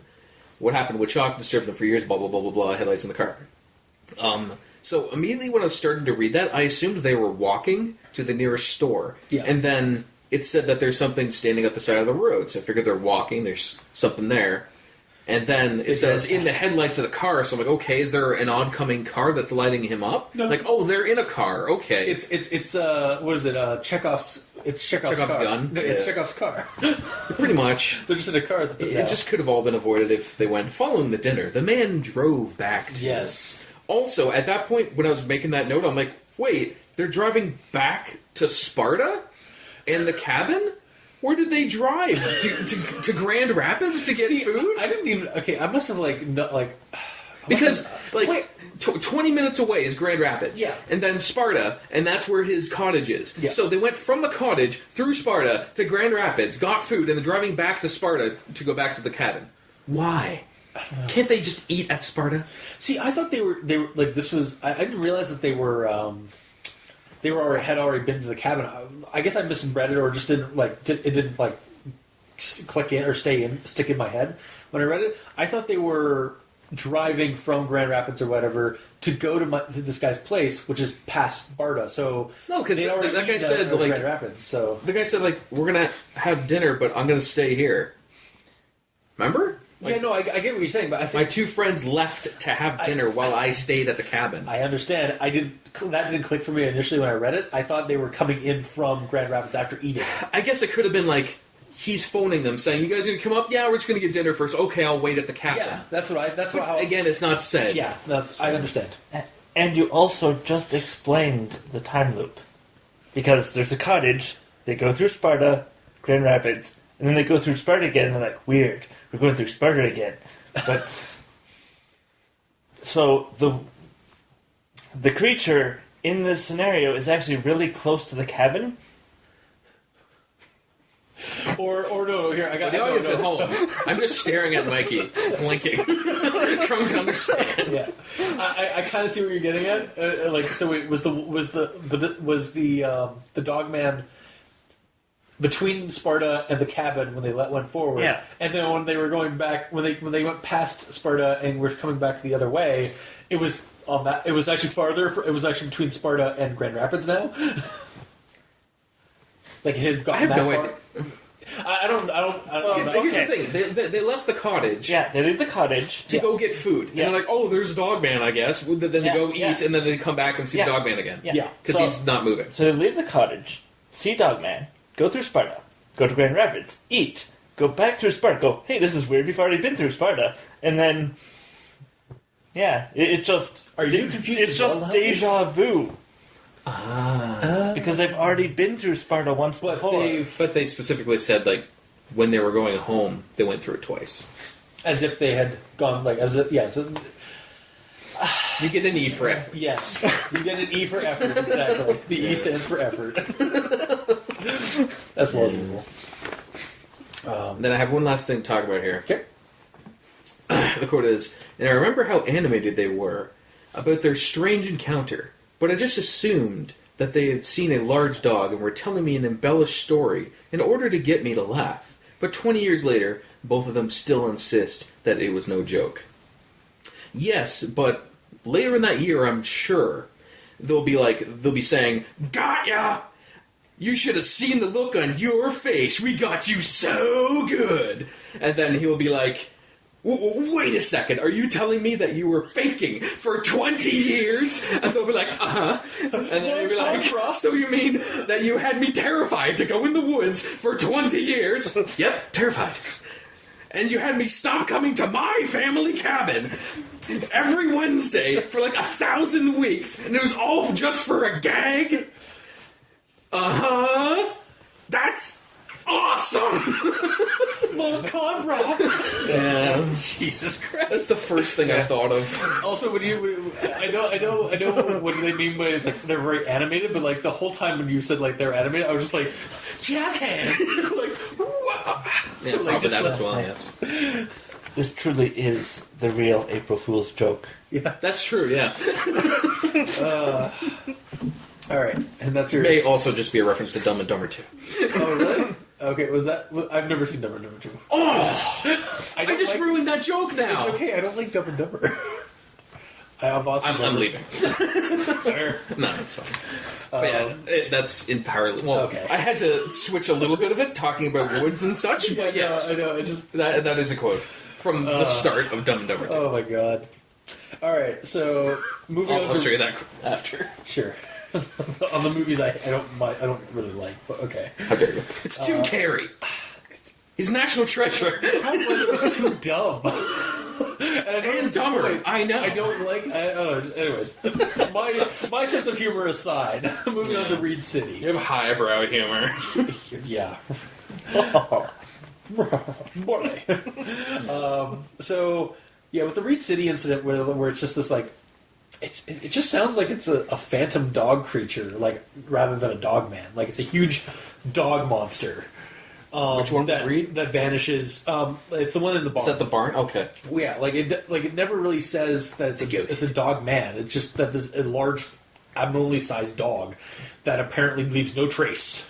Like Like a because it was ghost. winter, and the guy they saw it in that barn, and both times when they went to check it out, they found no paw prints or anything like that. So it's just this phantom dog. I guess it could fall into the alien angle again, because of it just teleports or whatever, The or hologram. phases away. It's Yeah, hologram or just hologram, testing yeah. people. But it seems from Is the this neighbor. scary to this race? I'm not scaring you. I'm not scaring you. Yeah. But it seems, or I'm not probing you. I'm not probing you. Yet. But it seems from the neighbor story, the thing is much larger than previously established. Like again, kaiju, like 6 foot tall on all not fours. kaiju, but like big monster, like It'd be like size. 12 feet tall standing up. If it was actually like a humanoid, like if it was capable of that, Yes. and able to vanish without trace, like I said. So it's just like It's also a ninja. it's just like, are there multiple, like, are there different ones? Like, is there like this big one, like the head honcho dude, or that's like really like has a really cool like phasing powers, and then there's one that can time bend, and then there's one that just stalks around in the woods, like. Is that one like the one like the ET kind of one? That one that like they're just botanists to just like gather like things from like from our like ecosystem to bring back to their ship? One of them looks like a guy in a ghillie suit with a shitty mask. Yeah. Well, that's what if. All right, guys, laying down some revelation. What if the guy in the ghillie mask he pulls off the ghillie mask and the mask, then pulls off his human face to reveal that he is actually a wolf underneath? What a revelation! What a revelation! He's actually a double infiltrator. Wow. That's insane. He's the one responsible for making it seem like it's all a hoax. So that the he's other covering it aliens, up. yeah, exactly. He's the cover-up. He's the con artist one in this weird heist thing of them like trying to acquire like samples from our woods in Michigan, Yes, specifically in Michigan. because most of these are in Michigan. Weird. 'cause That's my Michigan Dogman. yeah, Michigan. Yeah, I mean, that's kind of obvious. I know. Anyway, so that's my thoughts on the Reed City account. Do you have anything? Alright, so my issue with the Raid City account is the protagonist girl seeing the creature. So there's a barn 50 feet away, Yes. and she sees the light through the slats, Yeah. And from that, she gets a very clear description Yeah. of what it is. I mean, okay, I had to read this a couple of times because I agree with you, but I'm assuming this is what happened. Walk around normally, everything's fine, and then she sees movement through where the light would be coming through, and that movement is something moving in front of the wall, not behind it, because something moving in front of the break in the wall where the sun's coming through would still block it. Yeah. And then turns over, oh, there's a 6-foot tall wolfman sort Monster. of thing, monster there. Oh, shit. Yeah. That's Then looks away and continues. And, yeah. That's how I can see it. Too. Looks away and continues. I'm not gonna lie. I see. I get like I definitely like would probably lean toward your explanation. But when I first read it, I was going on yours like, how's she seeing it inside the barn? I also thought of it like that immediately, but then I'm like, okay, I guess he's on the outside, even though it's not. It's just not. Yeah.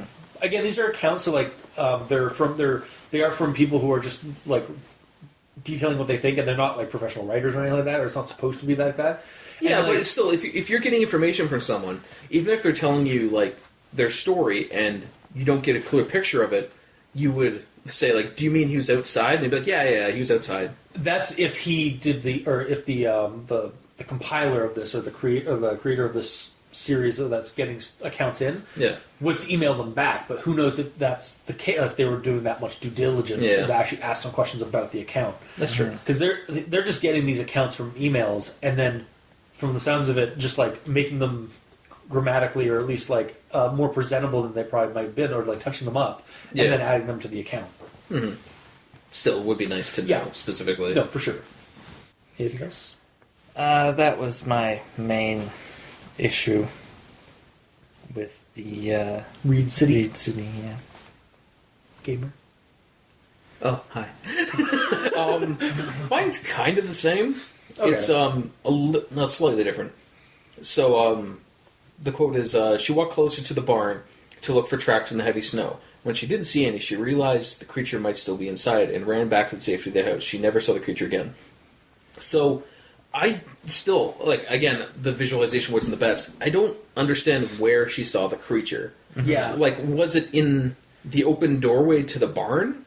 Or was it along the side of the barn? Yeah, exactly. No, I'm with you. Like, because the way it says, it's like the initial prospect is that it's inside the barn, but then she goes to go investigate the house. Okay, so it's actually it's outside, but you don't find any tracks. So you think it's inside the barn. Well, how big are those gaps in the barn? Well, here's the way it could be. It could be, okay? There's a barn. The barn's looking at you. There's a door. I'm doing a visualization. Yes. And then all the walls are all like canted, and there's light coming through. Supposed to be like so the sun's setting here. The sun is coming through the back of the barn, shining light through it, and he's standing in the middle of the barn, and you're looking through the open doorway. So she thinks that So it's it closer is to inside. It might be closer to the barn door than she thought, and then so she goes to check for any trail or tracks outside. I think when she was looking for tracks, she was trying to see if it had left the barn. Yes, so and then and there was none. So it's like, okay, it's probably still in there. Yeah. All right. Fair enough. That's it. Yes, Okay. Yeah. So on to Water's Meat. or water smeat, possibly. Water's Meat. Yeah. For me, it was a cool little tie-in to a well-known mystery place, the Pulting Lights, obviously. But also, nothing happens. Like, it gets up on two legs, sniffs, and then keeps moving. There's the potential threat of danger, but no real danger. Really, thus far, these stories prove how lucky or genre-savvy the folks of Michigan can be. Because they either nope out, or they just don't get noticed by the creature, and they let it walk away. Yeah, but for all we know, this thing could have been killing dozens of people. It's just the people that Dead men tell no tale. Exactly. Yeah. 100%. If they're dead, they can't write a story. Yeah, about I know, it. but I'm just like then it's kind of like I feel like at the end of this, all these accounts is like that should be kind of addressed. Like, well, yes, all these photos, but like think of the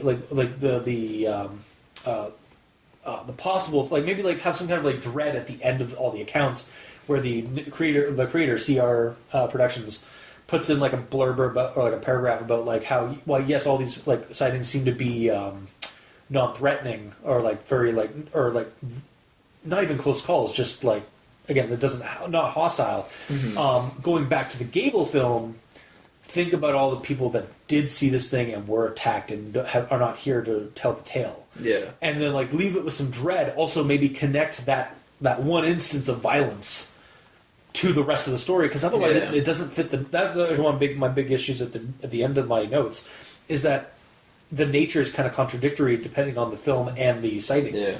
Mm-hmm. Just because as of this point the sightings aren't really, at least until Alpina, the creature doesn't really take any notice or like any like threatening steps toward our sighters. Mm-hmm. So yeah, that's my notes on Watermeet. It was a cool tie into to that creep place, but nothing happens. Yeah. It's just like I saw something. It walked away. Yeah. And apparently lying in the middle of the road makes you invisible. Yes. Especially since the road, usually the middle of the road is a incline. It's more of an incline. Mm-hmm. It's decline, actually. No, it's an incline because they want the middle of the road to be raised a bit so that the water goes to the sides. Yeah, so the sides decline down. The middle of the road is an incline. It goes up. Yes. But it declines from there. Semantics. Yes. Anyway. Yes. So instead of hiding behind a tree or anything, just lying in the middle of the road makes you invisible. Yeah. Totally. When you're 600 feet away, yeah. Yeah. Because you're immediately stopping movement. That's the thing. If she ran, it would be possible noise that he could hear with his super dog hearing. Because she'd be like rollerblading, right? So like, Yeah. also like all I think is like she drops like, because like, Yeah, that might make noise too. Yeah. Anyway, that's my point on Water's Meat. okay. My point on Water's Meat is laying in the middle of the road. Yeah. Okay, now to be fair, it is probably like a back road or something like that, and like It's a paved road. still back roads are paved. Like you know this from local stuff. Sorry, but yeah, like It doesn't seem too smart. no, I agree. Like all I was thinking is like, good thing there's no cars around. Jesus. Yeah. Then again, I know idiots who like from high school that would like literally go into the side of or go into the middle of a crosswalk or a crossroads in the middle of town and just lie there for like 5 minutes Why? because they wanted to do it. They wanted to do that for every crossroad in the town. I don't know why he did it. He just always wanted, like, he apparently, he told me afterward, like, because he told me to check make sure, like, no cars were coming. And then he walked into the middle of the road and laid down in the middle of the road for, like, 2 minutes and then got back up and was like, all right, cool. And I was like, why? And I was like, I've laid down in the middle of almost all the crossroads in this town. I'm like, you're really weird. Good for you. Yeah. Maybe he's a crossroads demon. You know what? Based on who I know, like I'll tell you, gamer, who it was afterward. But like, based on who that person was, yeah, I would not doubt that was. I know this person. That was a very weird week. That was a very weird week. Well then. But yeah, so that's the end of Water's Meat then. Or do you have any No, more? actually, I got a couple more. Okay, sorry. So my next point is the fact that this description seems a little too detailed, because I was looking at a dog until I realized the face was too primitive, like a fox or coyote's. At this point in my life, I'd never seen a wolf in real life, and blah blah blah blah blah. But she's laying on the ground 600 feet away. I keep trying to think. Like, I totally forgot about the 600 feet. Yeah, that's kind of like You would see a blur. I didn't realize you were hawk-eyed. Yeah, really. Yeah. You can't see shit from that. Yeah. Like 200 feet max, Yeah. believable. Yeah, But 600? 600 feet's a little stretch. That's like the top of your hill here. Yeah. Like seriously. Yeah, that's pretty stretch. Yeah.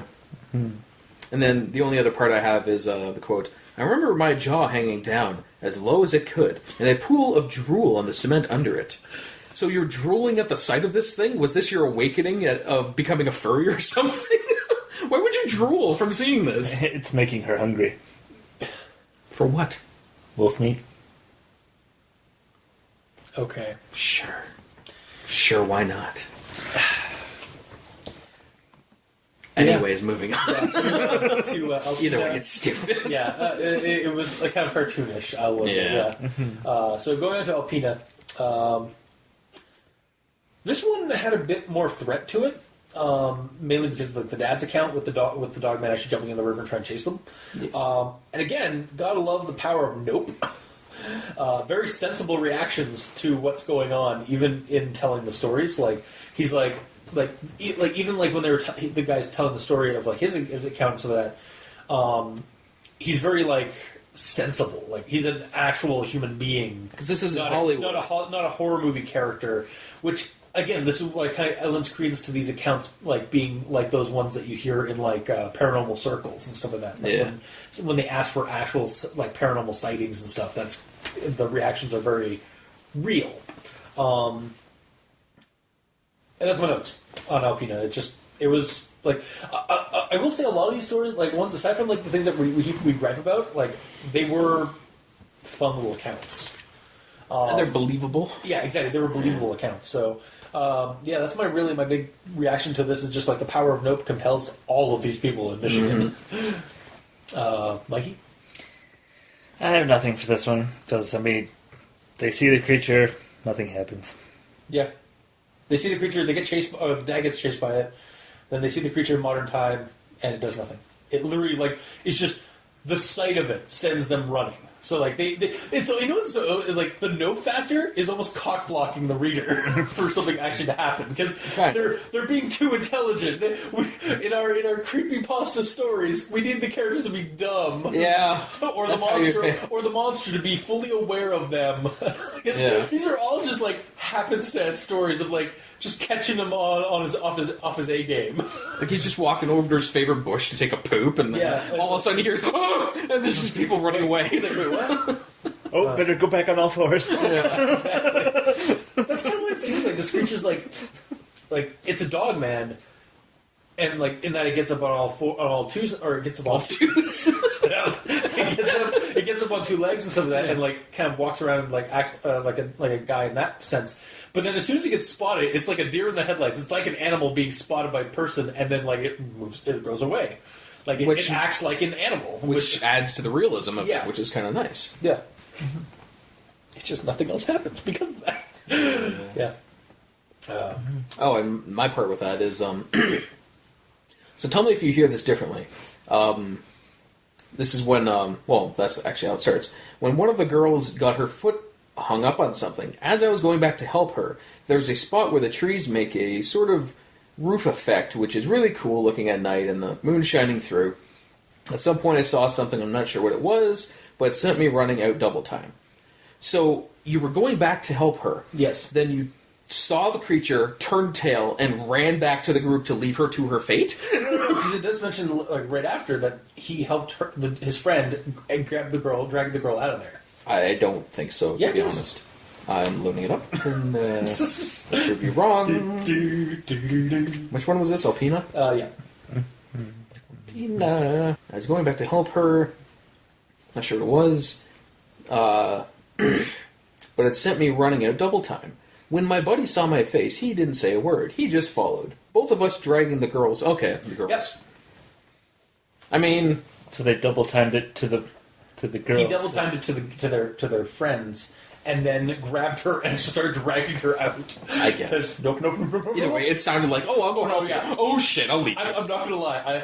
When I read the part you quoted, yes, I thought that, and then I just read it over. I was like, okay, they do address that. They didn't just abandon the girl to her fate.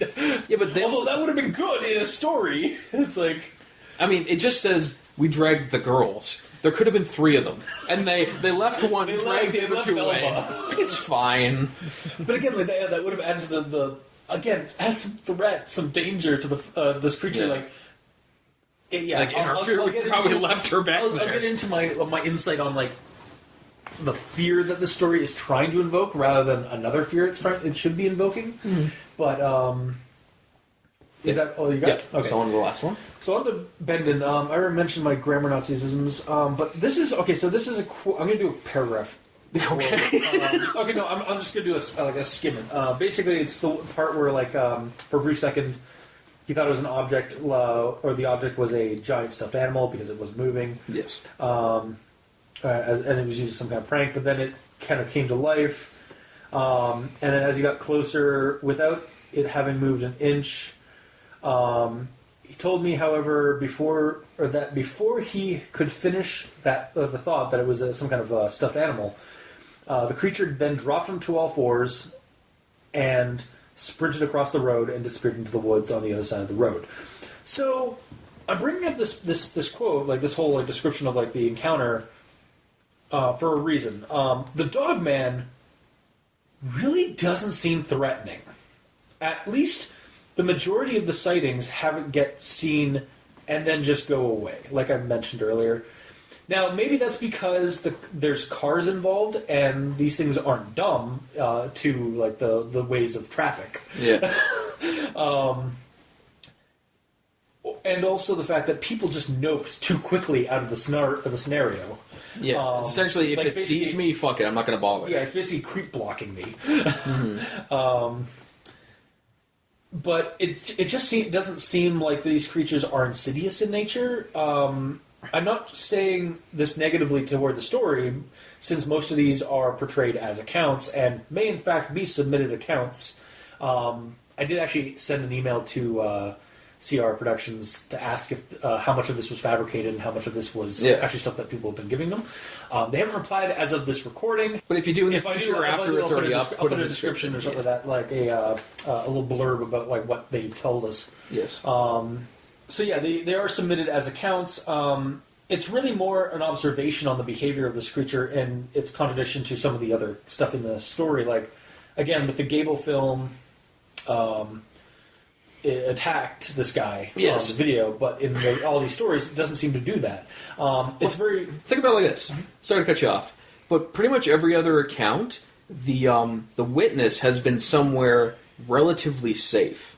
Whereas in the Gable video, he's in the middle of the woods. He ain't going anywhere. But he's got a truck. Yeah, but he's not right beside the truck. Yeah, that's true. As long as he can run and catch him, he's got him. Yeah, that's true. Where everyone else is relatively safe. Yeah. But the other thing, like with regards to like the spookiness of the stories, for me, the creepiness of this is that there's this creepy unknown entity roaming in the woods. Yeah. A la Bigfoot. And it's just not outwardly hostile unless you're isolated or it notices you. Because like there's a couple of sequences in this. The girl with the rollerblades, yeah, she's 600 feet away, but she's on a lonely road. And like the creature's like, if the creature had caught her, maybe it would have started running, sure, but like instead it didn't catch her and just moved on. Yeah. Or like I said, the guy who, in Alpena was scouting farther ahead on this island, saw the creature out in the woods. It didn't notice him, so he just ran the fuck out, and they got away. The creepiness of the so it's just like the creepiness in this is less fear of hostility and more just fear of the unknown, because there's a huge unknown factor in this story. And I mean, fear of the unknown is it's actually one of our primal fears, is fear of not knowing something. Yeah. But like it feels like the Dogman, like based on like the descriptions we get of it, it should have some kind of fear of violence, some kind of fear of... It doesn't have to, though. It doesn't have to, but like it just feels like the fear is a little bit different than what I had expectations for, I guess. Well, it's kind of more of a real life fear, because it's for the same sort of fear that you would have of seeing a bear there, or a pack of wolves. Yeah, there's the threat of violence, or there's the potential threat of violence or of harm, and that's scary. And again, like that also attributes to that also adds the fear of the unknown, because you don't know what it's going to do. It's the same thing why Slenderman was so effective back in the time, was that because we have stands there. There's nothing. Yeah, exactly. We have no idea what the hell this thing is or what its motivations are, and that's what makes it scary. Yeah. Sounds like you're kind of turning around on your own thing. You're like, it's not very aggressive, so I'm not scared of it. No, and actually, you know what? No, I'm not. Like, I'm not. I wasn't saying that like I was like it's not scary to me. I'm just saying that like the scariness that I thought I was going to get into the story, like, was not the fear. Like it was more fear of the unknown about this creature being this weird thing in the woods, and not but not attacking people, which is what I thought we were going to get, was like 'Cause a traditional werewolf thing, which this creature is not. So that's kind of what I took away from the Bendon account, basically. So, Mikey, you sense for you? I got nothing. Okay. Thank you for your contribution. Heart and soul is ever the pillar. Yeah. So my only thought is specifically about the picture that was. The paw Put out with it, the paw print with the shotgun shell in it. So immediately I thought it was pretty good, and then I kind of did a little digging around, and I looked up what a bear paw print looks like. Is it? It's not the same because it has 5, Yeah. like one in the middle and then 2. But after looking at that, I looked back at the picture and I noticed that the pad, like the palm part, was wider than the 4 fingers that were shown. So it almost looks like he found an actual bear print, rubbed out to the toes, moved one down, That's and that's probably it. how we got the photo, to be Yeah. honest. Like, again, like, I'm going under the assumption, and I think everyone should, that these are not real. Like, it is all fabricated for the most part. Like, the accounts and stuff should be fabricated. If they aren't, I mean, that's a little unsettling, but that's also Weird, being creeped out. yeah. But like it's kind of like the thing like where you have to take with a grain of salt like paranormal sightings and stuff like that, because like even if you have images and stuff like that and like your accounts, there is such a thing as false information and like or like false memory and stuff like that. So when you're recounting something from 20 years ago or 10 years ago or even last week, it's not always accurate. You also you subconsciously will tend to embellish things. And even with photos, again, like, it's so hard. Like in this day and age, it's so hard to like believe any kind of any photo nowadays that can be doctored. Yeah. So yeah, I went into this entirely like thinking that this was probably all going to be fake, with the exception of maybe the history stuff or like the history of the phenomena. Yeah, That is real, but like that's why I actually sent the email was to ask like how many of these accounts are just fabricated from you or like other people that sent you stuff. Mm-hmm. And yeah, again, it's up, believe what you want to believe if these are actual accounts that have been submitted. It's just I'm taking it as fictional or a piece of fiction. yeah. Either way, how we got here? Yeah, the false footprint. Yeah, like if he did take an actual bear print and kind of edit it manually, I kind of wish he moved in the pad or just drew the entire thing out himself as accurate as he Honestly, could. I was thinking that maybe they had done that, like they had like basically made like a fake print, but I didn't realize the. I hadn't compared. Look at it again. Maybe No, I'm seeing it wrong, I just haven't but- compared. I haven't compared it with a bear print yet, so I don't know like how the spreading of the things would be. So Yeah, I guess that's the other thing to think about. This isn't a large wolf print; it is a wolfman print. Yeah. So for all I know, his foot could have the pad here and then the toes slightly off center because it's an unknown creature. exactly. Yeah. So. But I mean, again, also like in terms of doctoring and stuff like that, it's probably just a bear print that the guy found and did that, or again a man-made print that they did. Yeah. They just made the print. Well, I feel like if it was man-made, it would be really symmetrical, though. Maybe. It depends on like how devoted the person was to actually making it seem as real as possible. I guess. Like if they're a hunter, like they're familiar with bear prints and like wolf prints, they might know how to like make it look as like a natural print. So Well, he does have a shotgun, yeah, so. Or Sure. at least bought one shotgun shell. one shotgun shell for that one image. Yeah. Yeah. All right. Also, going into that, like, I saw the picture before I read anything, and the first thought I had was I was wondering if that was going to be wrong, if there was going to be, like, he stumbled upon, like, he heard a shot, like, he was out, I assumed it would be, like, he was out in the woods with a friend, And then he heard a shot, he went over to look at it, and he saw a large footprint with an empty shell in it. And I thought that's how it was going to go. And then I was going to call out the picture on it because that's not an empty shell; it's a full shell.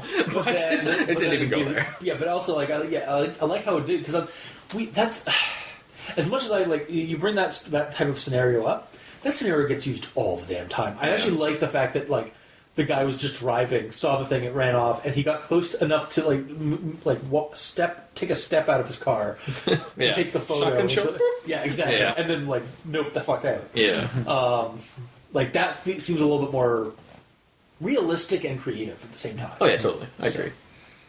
And that's So it. yeah, that's it. All right, so Final thoughts?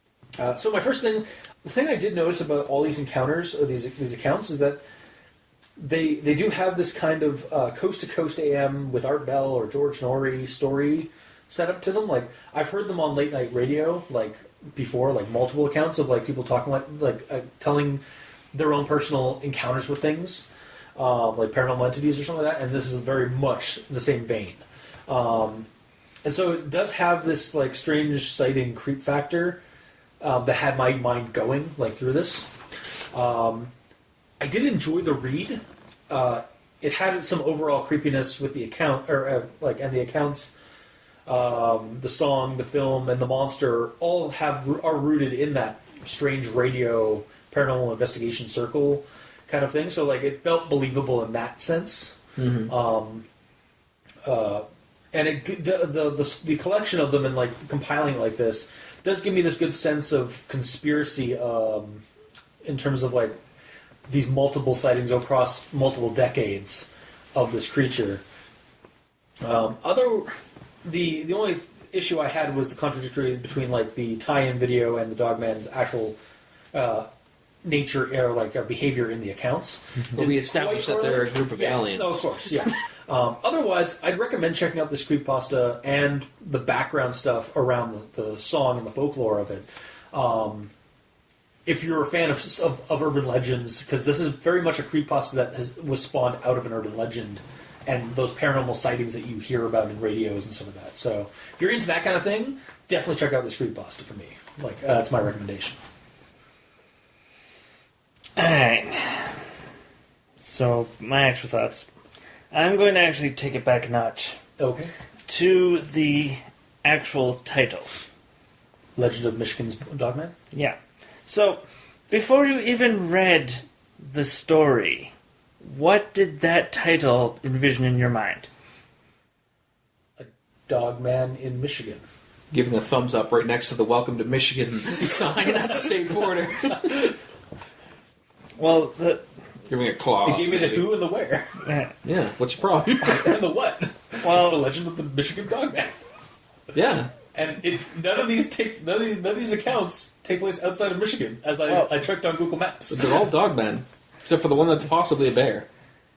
And the other one that's just a dog, or a supernatural dog.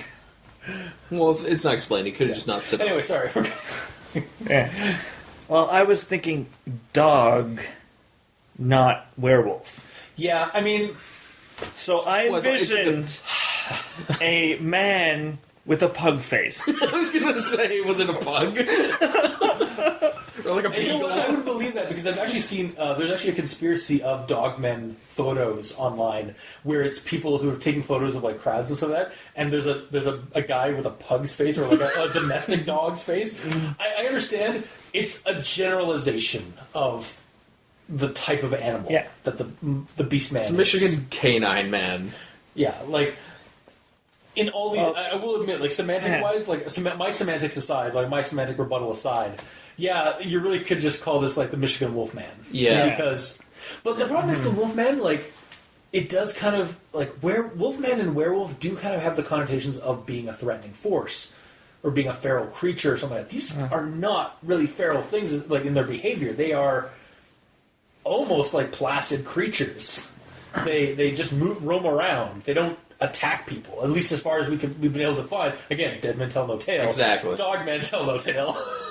Oh! I was alright. Well, he can't talk or type, so he can't tell tales. Anyways. Yeah. Anyway, so continuing the thought. Yes. I decided to look up what the most popular dog in Michigan was What is in it? 2016. A Labrador Retriever. Okay. Okay. So then I'm envisioning a Labrador Retriever doing these things, and I'm just laughing and going to memes. Going to With memes? Or memes. Memes. Yeah. Maiming is what he does. Yes. But the whole, yes, this is dog with the with the Labrador Retriever answering the phone. And then We're going to doggo memes. And then the other one that came to mind was Science Dog, where he's got a bunch of science lab equipment, And he's like, I have no idea what I'm doing. So basically, taking that, he's a science dog that did an experiment and became 6 foot tall. Clearly. I mean, the evidence is right there. How could we not see it? What a revelation!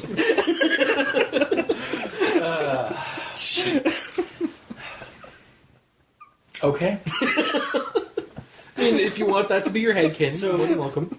With that said, would you recommend the story itself, or like this creepypasta, or this compilation? Even though you don't see him do science.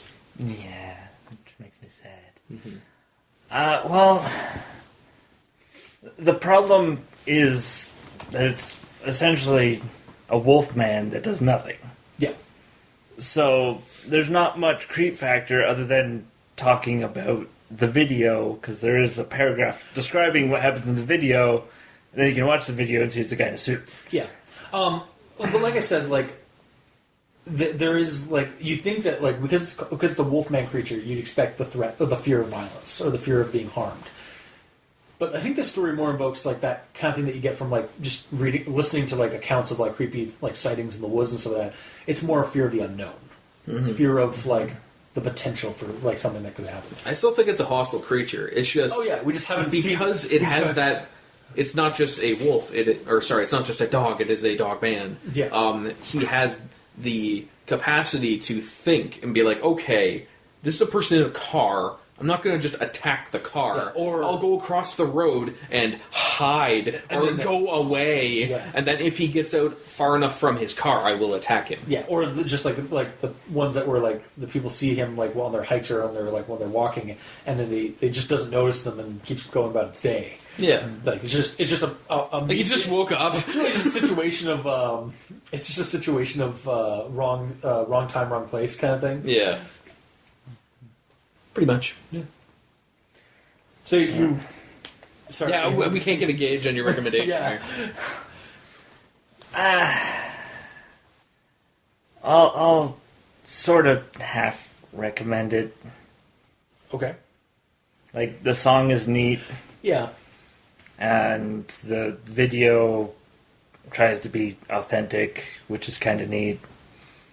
But then The accounts kind of it's a bunch of failed April Fool's jokes. that culminated to greatness. Yeah. But yeah. Oh, okay. Fair enough. Although not great enough to give you a full recommendation, right? Yeah. I see. See how it is. And gamer. Well, Okay. so, overall, I'd recommend the whole thing because it was interesting to read through, and I liked the real life actual stuff that happened and the origin of it, and all of it was good. And I didn't really mind that it wasn't super hostile because I agree with you, Cultist, that because it's not just super hostile every time, you're not thinking, how did this guy live? Or, you can see that it thinks, and it's not just an animal. But it's more of an animal because it can, you know what I'm saying? No, I get it. It acts more like an animal than what most bestial kind of creatures act like. in where it's- creepy stories. Yeah. yeah, where they just kind of act like Jason. They show up and like, I'm going to kill This you, one rawr. seems more like there is an intelligence behind it, and not just an evil intelligence. It's like It's not just a natural intelligence. It's not just some superpowered creature that knows it's godlike and that humans can't hurt it. Like, it's not squirrels. God's exactly. sakes, if squirrel, Yeah. they're the real. That goes without saying.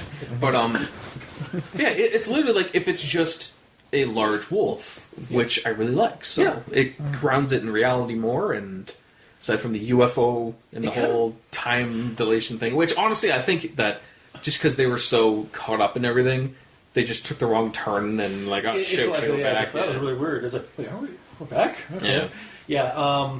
I think honestly, like this creature is definitely a cryptid like status. Like it's like Bigfoot status kind of creature, rather than like alien. But like I do like some of the alien side do give it an interesting angle for like storytelling.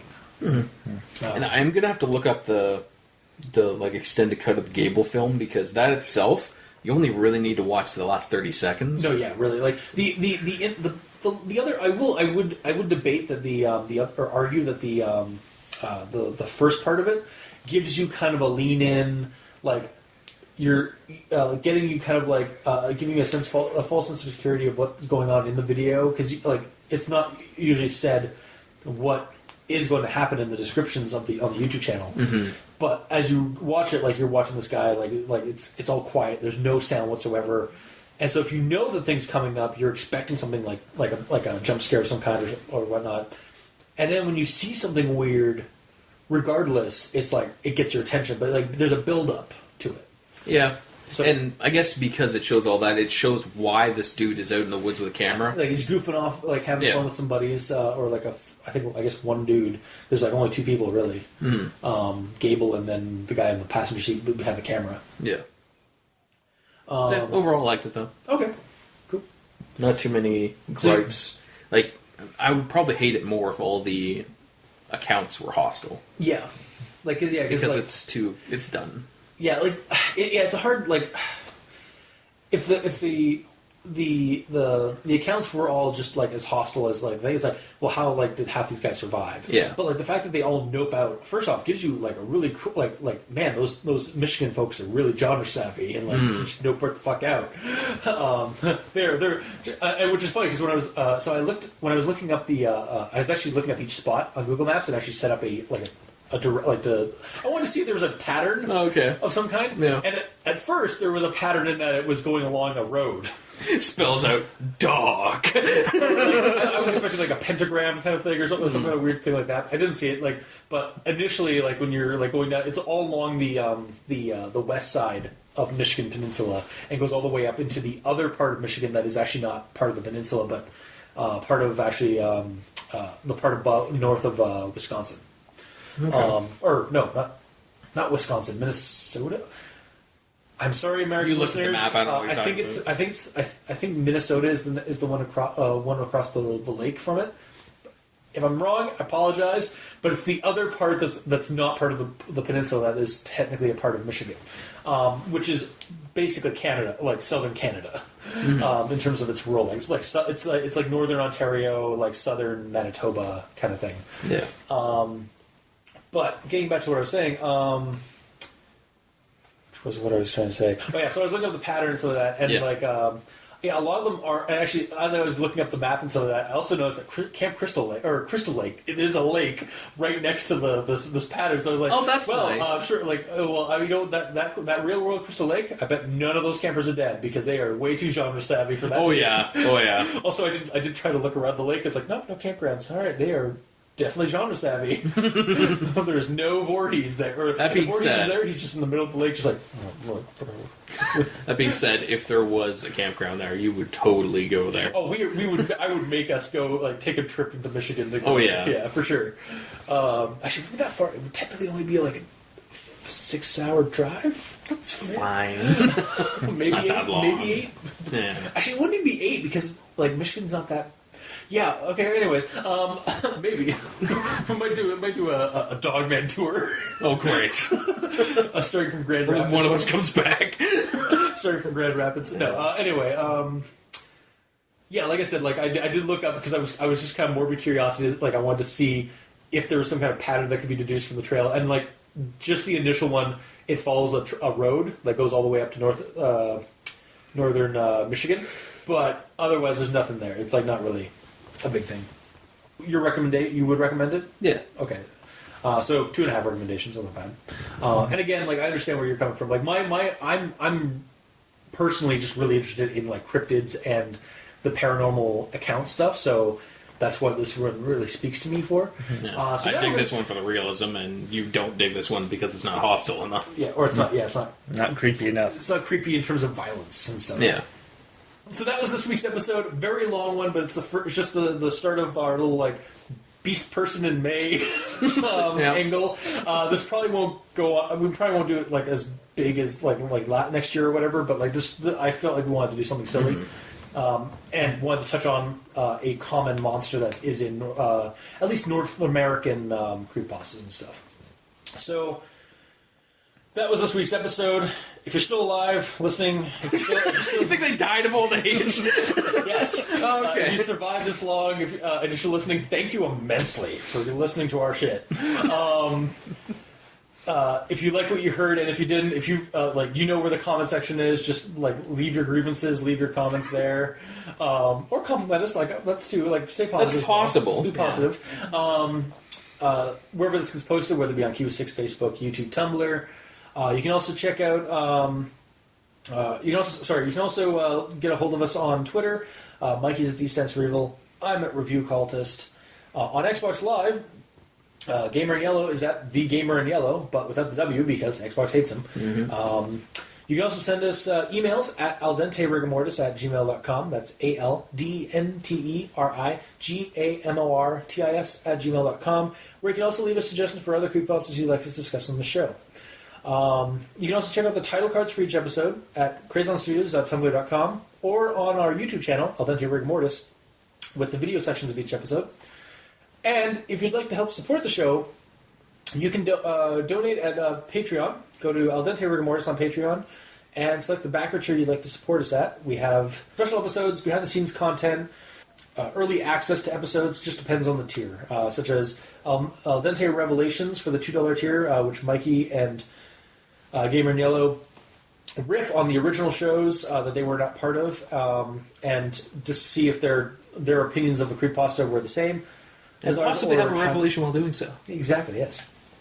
Or at the $5 tier, we have early access, but also Al Dente Reloaded, which is another one by just Mikey and Gamer in Yellow, where they discuss the stories they were not privy to when we started the show way back 3 years ago. Previously to us actually listening to what you guys said. Yes. So your opinions are not... Yeah, so they are your opinions before you actually went and riffed on the actual episode. Yes. So you get to hear that. Basically, it's brand new episodes of... Ketchup episodes. Yummy, yummy ketchup. Yes. So you check it out. And to our patrons that are already helping us support the show, thank you immensely. You're keeping those dastardly hosting bills at bay, and we very much appreciate that. You're also helping us grow. And every time somebody likes something on our Patreon or comments, it makes us happy. Gives us... Yeah. Get a warm, happy feeling inside. Exactly. We seriously, sincerely, no joking aside, thank you for supporting the show. So, until next time, I have been your host, Review Cultist. I'm Mikey. The E stands for evil. And I'm the Gamer in Yellow. And this has been Al Dente Rigor Mortis. Sleep well.